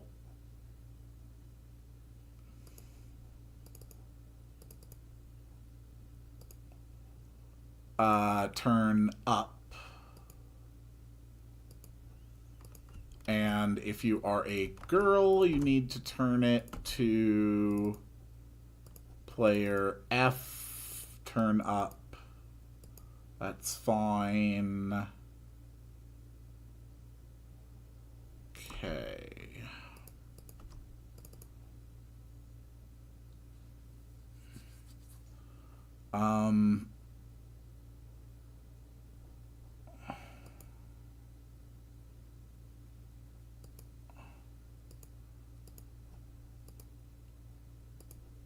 No. No. That's not what we're going to do. Starting beach is at 23:18. No, we're going to move it closer to the shore. 22:21 is where we are starting. This is... No, let's actually do it at 41:20. This is going to be starting event, which is going to be set to auto run.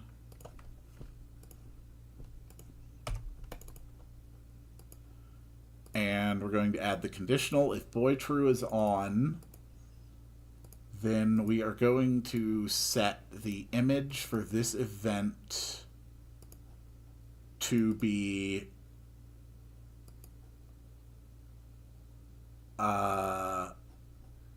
wait. Hold on. This is a good way to do it. Okay. If boy true is on, if boy true is not on, then you are set as girl. Okay, that's fine. We turn on the through. Good. So this is the starting location, but it is not the starting event,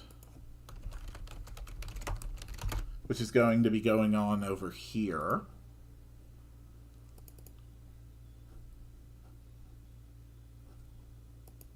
Okay.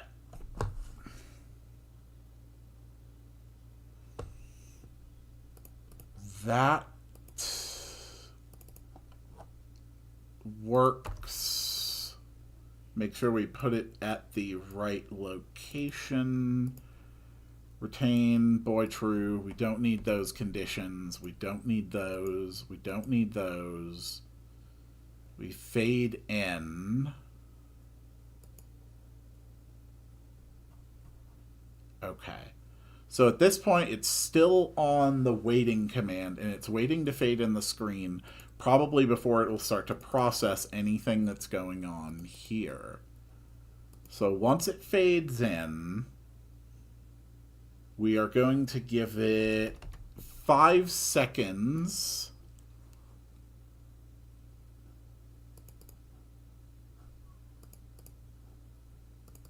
And then with 5 seconds, We're going to move the test dialog, and we're going to actually put it in its first usable place.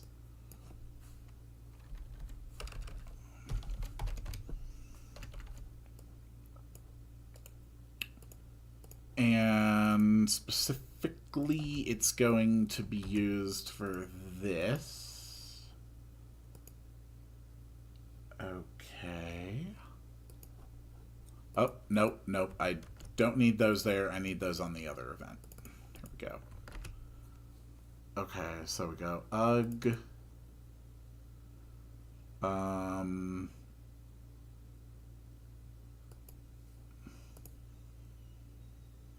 Then the starting location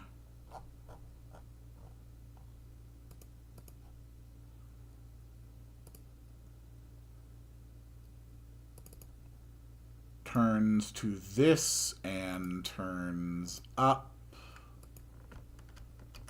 And that is if boy true is on. If boy true is not on, then we do the same thing but with girl. Okay. Add a crazy person in the middle of the map that gives you materials. That's definitely a possibility.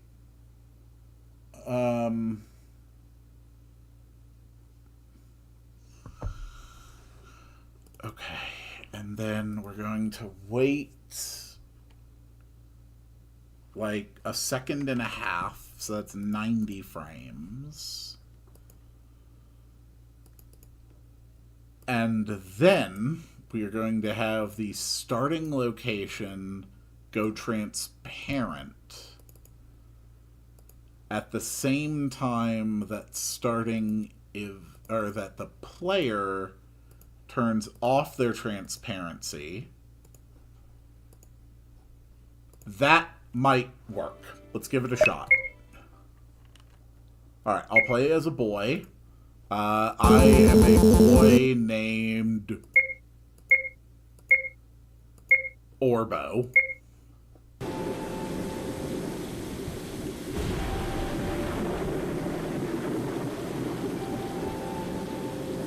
Okay.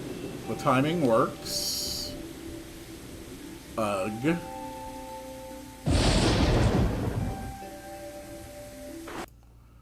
Okay, that went very not right. Okay. So I chose boy. And boy true turned on.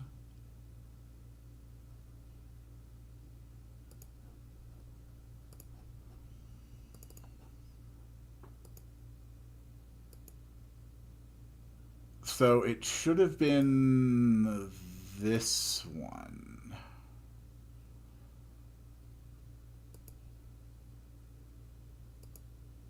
Oh! Right. It will always default to the highest numbered true page. So a non-conditional page plays first. That's what it was. Okay, that's fine. And then we also did not adjust it so that the player adjusts their sprite to match their gender, which is odd because that's kind of the entire point of what I was doing.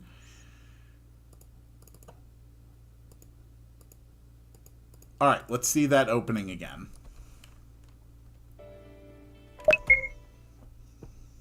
All right, we're going to go back to boy. Orbo did not have a good life. So this is Borbo.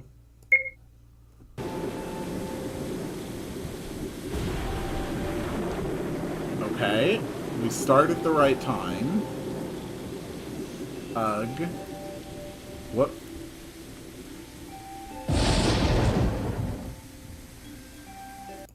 Oh, they're not they're not spending any length of time in the secondary phase. Right.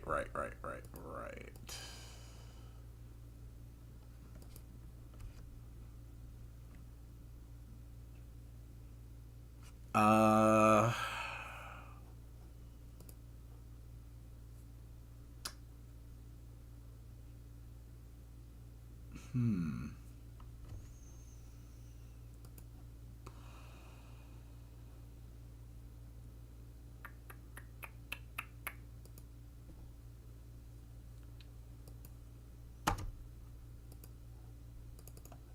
So it's not going into the secondary phase. All right, so at this point, we're facing up, and we're basically at this point in the stepping animation. So does turning stepping animation... No, does turning walking animation off work?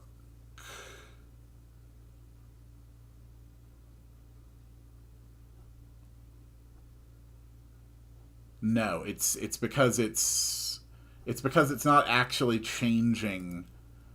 It's not actually changing the image that's being used. That's why. Okay.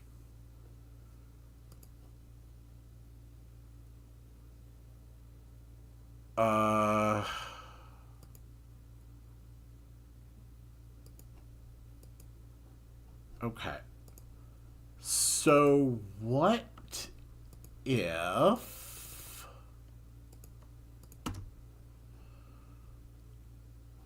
I turn off the walking animation? Will that allow me to force it to default back to center? That is a good question.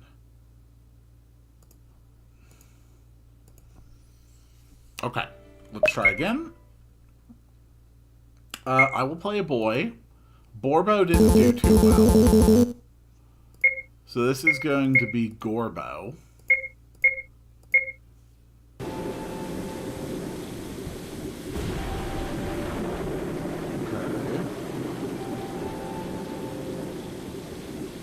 Ugh. No, it's still not transitioning. Okay. So what if I turn stepping animation on and then off?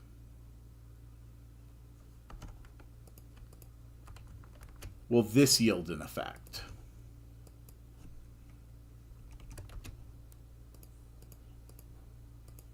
There has to be a way to do what I want it to do. Okay, Gorbo didn't do too well. Good luck with the rest of your stream. I'm going to try to get that sleep suggestion. Alright, sleep well. Thanks for stopping by. I appreciate it. So, Gorbo didn't do too good. Let's go with Morbo. We can all trust Morbo. Morbo knows how to morb. Ugh.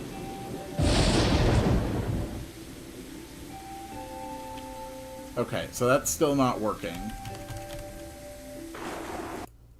And this is still trying to run itself again, which I don't want it to do. So let's just make sure that we disable this. Okay, so adjusting the stepping animation does not work. So instead, we are going to have to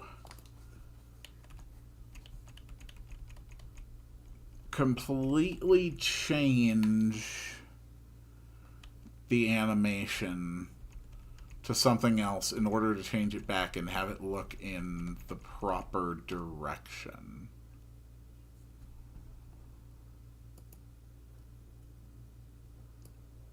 That's pretty damn annoying. Okay, so what if we do this and then immediately change it back?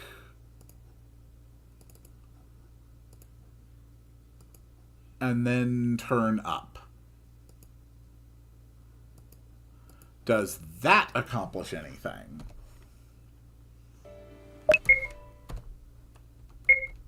Okay, Morbo didn't do too well. So this is just gonna be Urbo. So this is probably going to be a very visible thing that happens.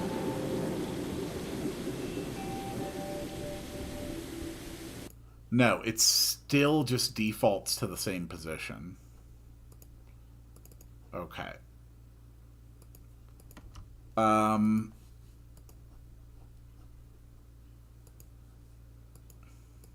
Alright, screw all that. We turn them transparent. We turn the player not transparent. And then we have some more dialogue.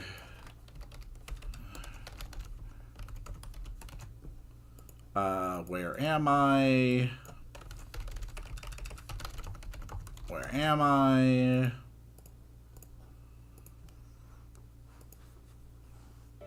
If it's not going to work that hard, then we're just going to ignore it. And this one is going to be EJ.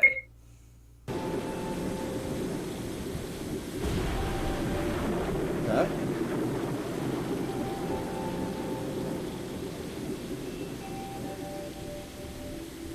Where am I?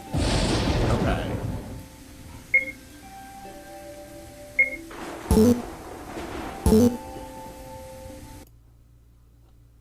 So, it's still not... It's still not changing the player image.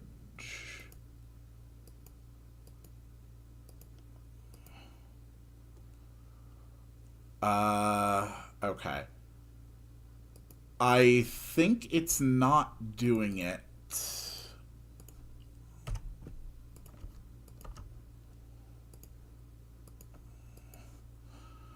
I think it's not doing it because the player is transparent. So, if the player is not going to be transparent,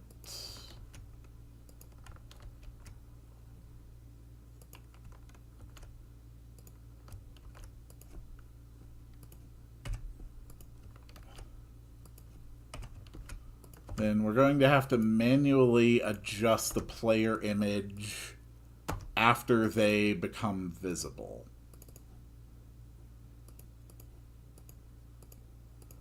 Which is just annoying because that's definitely going to be visible.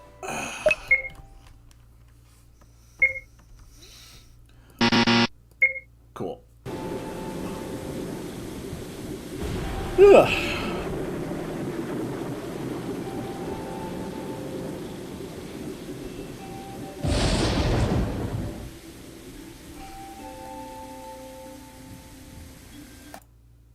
Okay.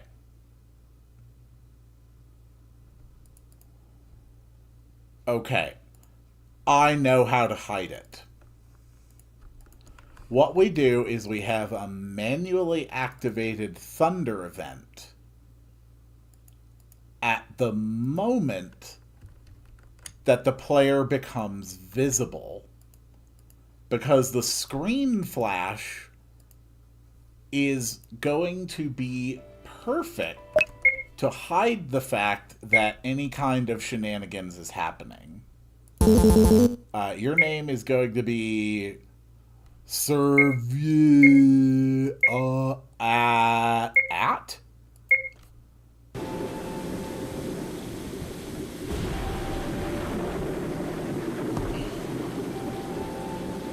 This is going to work. So we go up.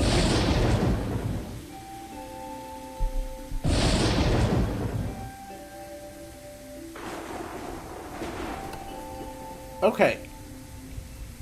It's a little... I think if you don't know that that's a visual trick... I think, yeah, I think if you don't know that that's, like, a visual trick that's being played, your mind will filter it out. Like, you'll realize, oh, there was a change. But in order to effectively hide it, what we are going to do first is have one more manual lightning strike that definitely happens before your character gets up. So that it's not like the first lightning that you see. So your mind should already be adjusted to it and essentially filter it out. Alright, we're going to test girl again. Her name is Z bracket the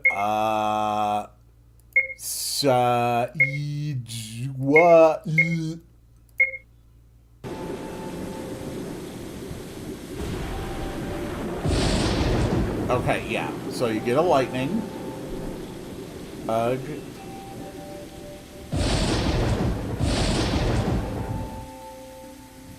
Where am I? Okay. That works. That works. And then at the same time that the lightning strikes, we are also going to have a line of dialogue that's just shock and surprise, presumptively at the lightning. And that should help the entire thing mesh well together. And it should seem relatively seamless. Your name is... Wib.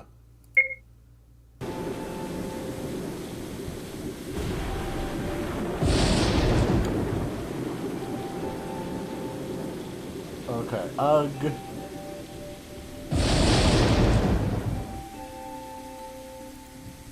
Where am I? That is perfect. Use the character change method instead of just changing the image. I mean, change party members. So the specific reason that I'm not going to change party members is because I have the whole thing set. Well, hold on. Because I can just have it...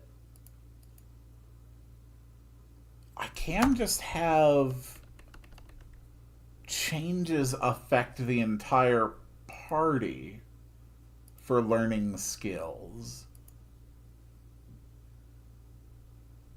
I was going to say I wasn't going to do that because I'm going to have a whole web of events that are based around having specific characters learn specific skills and raise specific stats. But since I can just change that and have the whole party develop them,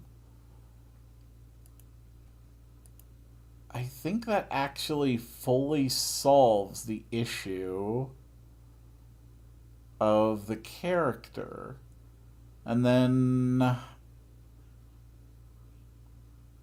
I would still have to do the face images one by one, but that's not actually adding any additional work. That's something I've already accepted. And that would let me get the face images in the... Yeah, I can't think of any reason that this isn't just objectively a better idea. Good point, Sudapong. I appreciate that. There we go. Oh, nope, that's wrong. There we go. And there we go. Put that there.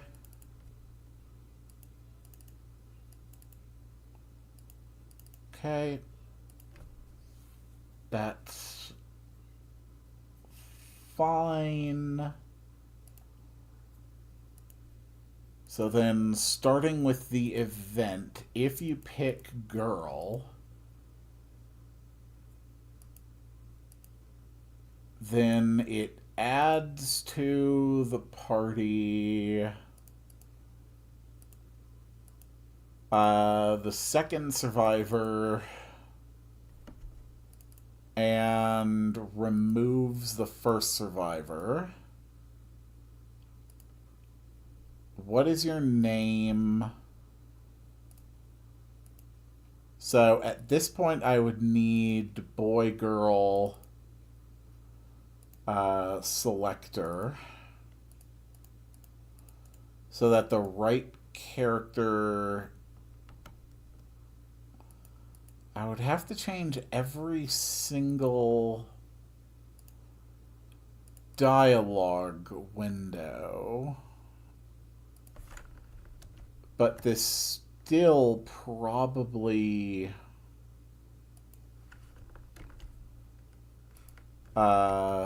makes the whole thing easier.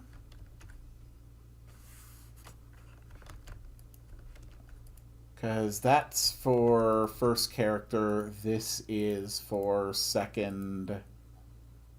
Okay, that's fine. So in this one, we would have to run 002. We can just get rid of the selection event altogether. Change that. Change that. That is probably going to significantly let me future-proof things.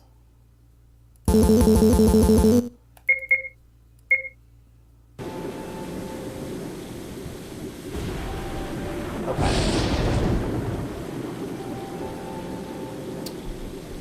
Ugh.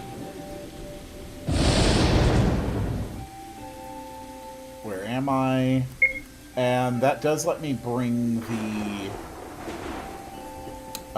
faces back into the menu, which I didn't previously know of any way to deal with by default.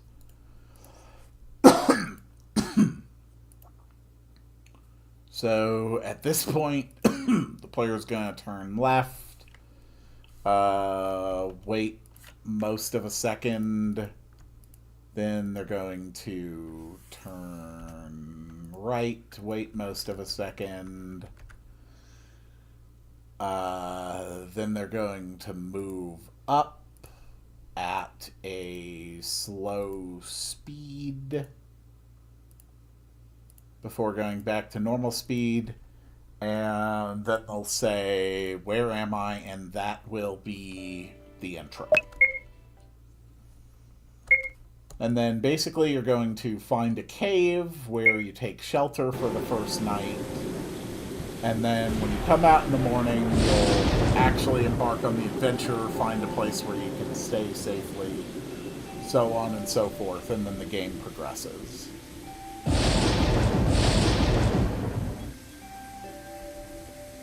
Okay, they look. Where am I? Perfect, okay. I think that's good. So then I figure that you'll sort of walk this way, you'll come across like a beach cave, you'll just like hide in there for the night. The screen, oh my god, that's what I forgot.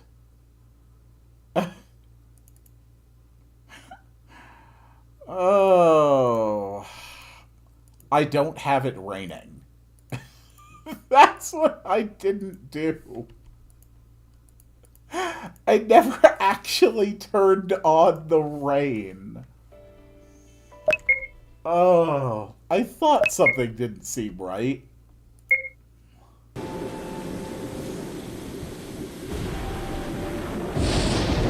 There we go.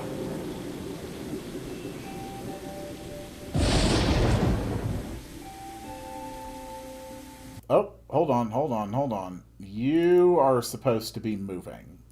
Nope, I set those only to if Boy True was on.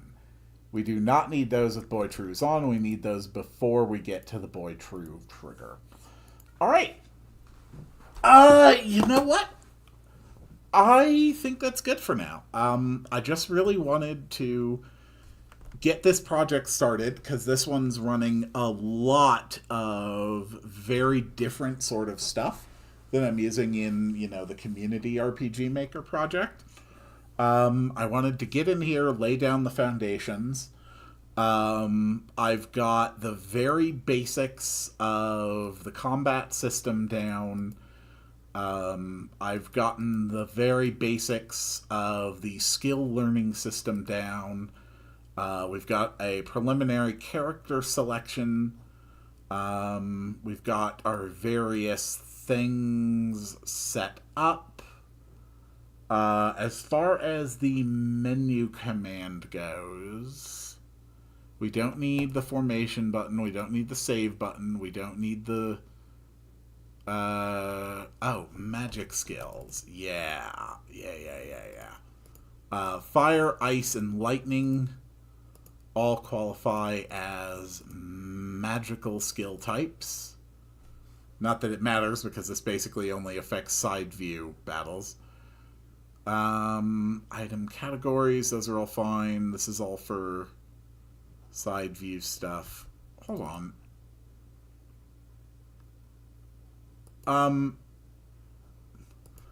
Okay. I am about to try something I've never actually messed with before.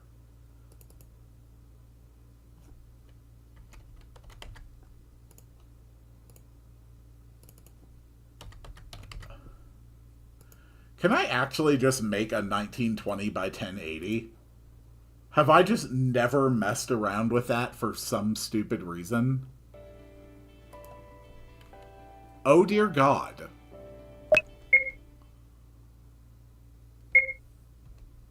I've just always been able to do this?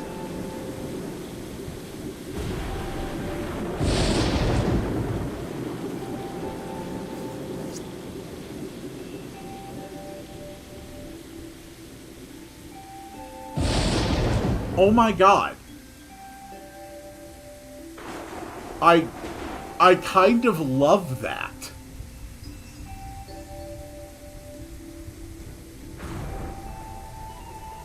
How have I never messed with this setting before?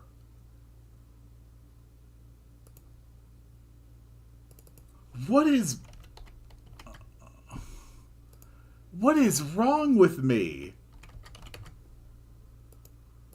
Why? Why did I never do this?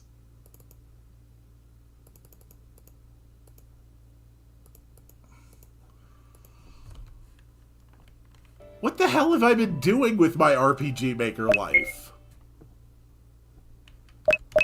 Okay, so obviously I would want to shrink that down.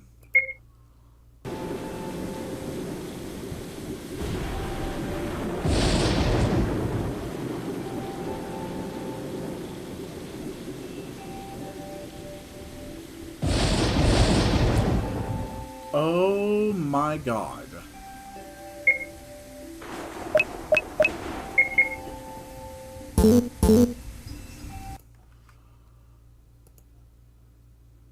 That is actually kind of insane.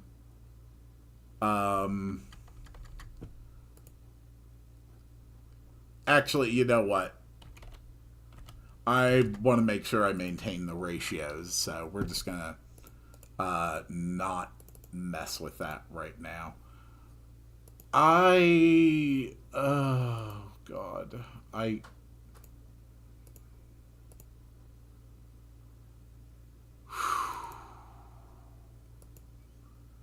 I can't believe I never noticed that before. Alright, still, it's been 2.5 hours. I've set a good foundation for myself. I do have other things I'm going to have to do today. I think that's where I'm going to end the stream for today. Next week, we're going to be back continuing the Community RPG Maker project. So I'd be happy to have people come back and contribute to that project once more. We are building a lovely game which is very strange, and I'm very attached to it. And there's all sorts of craziness left to be done. Um, so yeah, I mean, Wallachia coming along pretty well. We just got to keep working on that. Make an abandoned ship on the shore. I don't want the actual ship to have crashed there. I want it more like you've gone overboard and washed up. But there will definitely be debris. But yeah, I think that's all I have for today. Oh, an old one. Oh, that's a good idea. Um, but for right now, yeah, I'm gonna have to go focus on other life things. So I guess thank you all so much for watching. I will see you all on the next one, and it's time to make the noise to summon the end screen.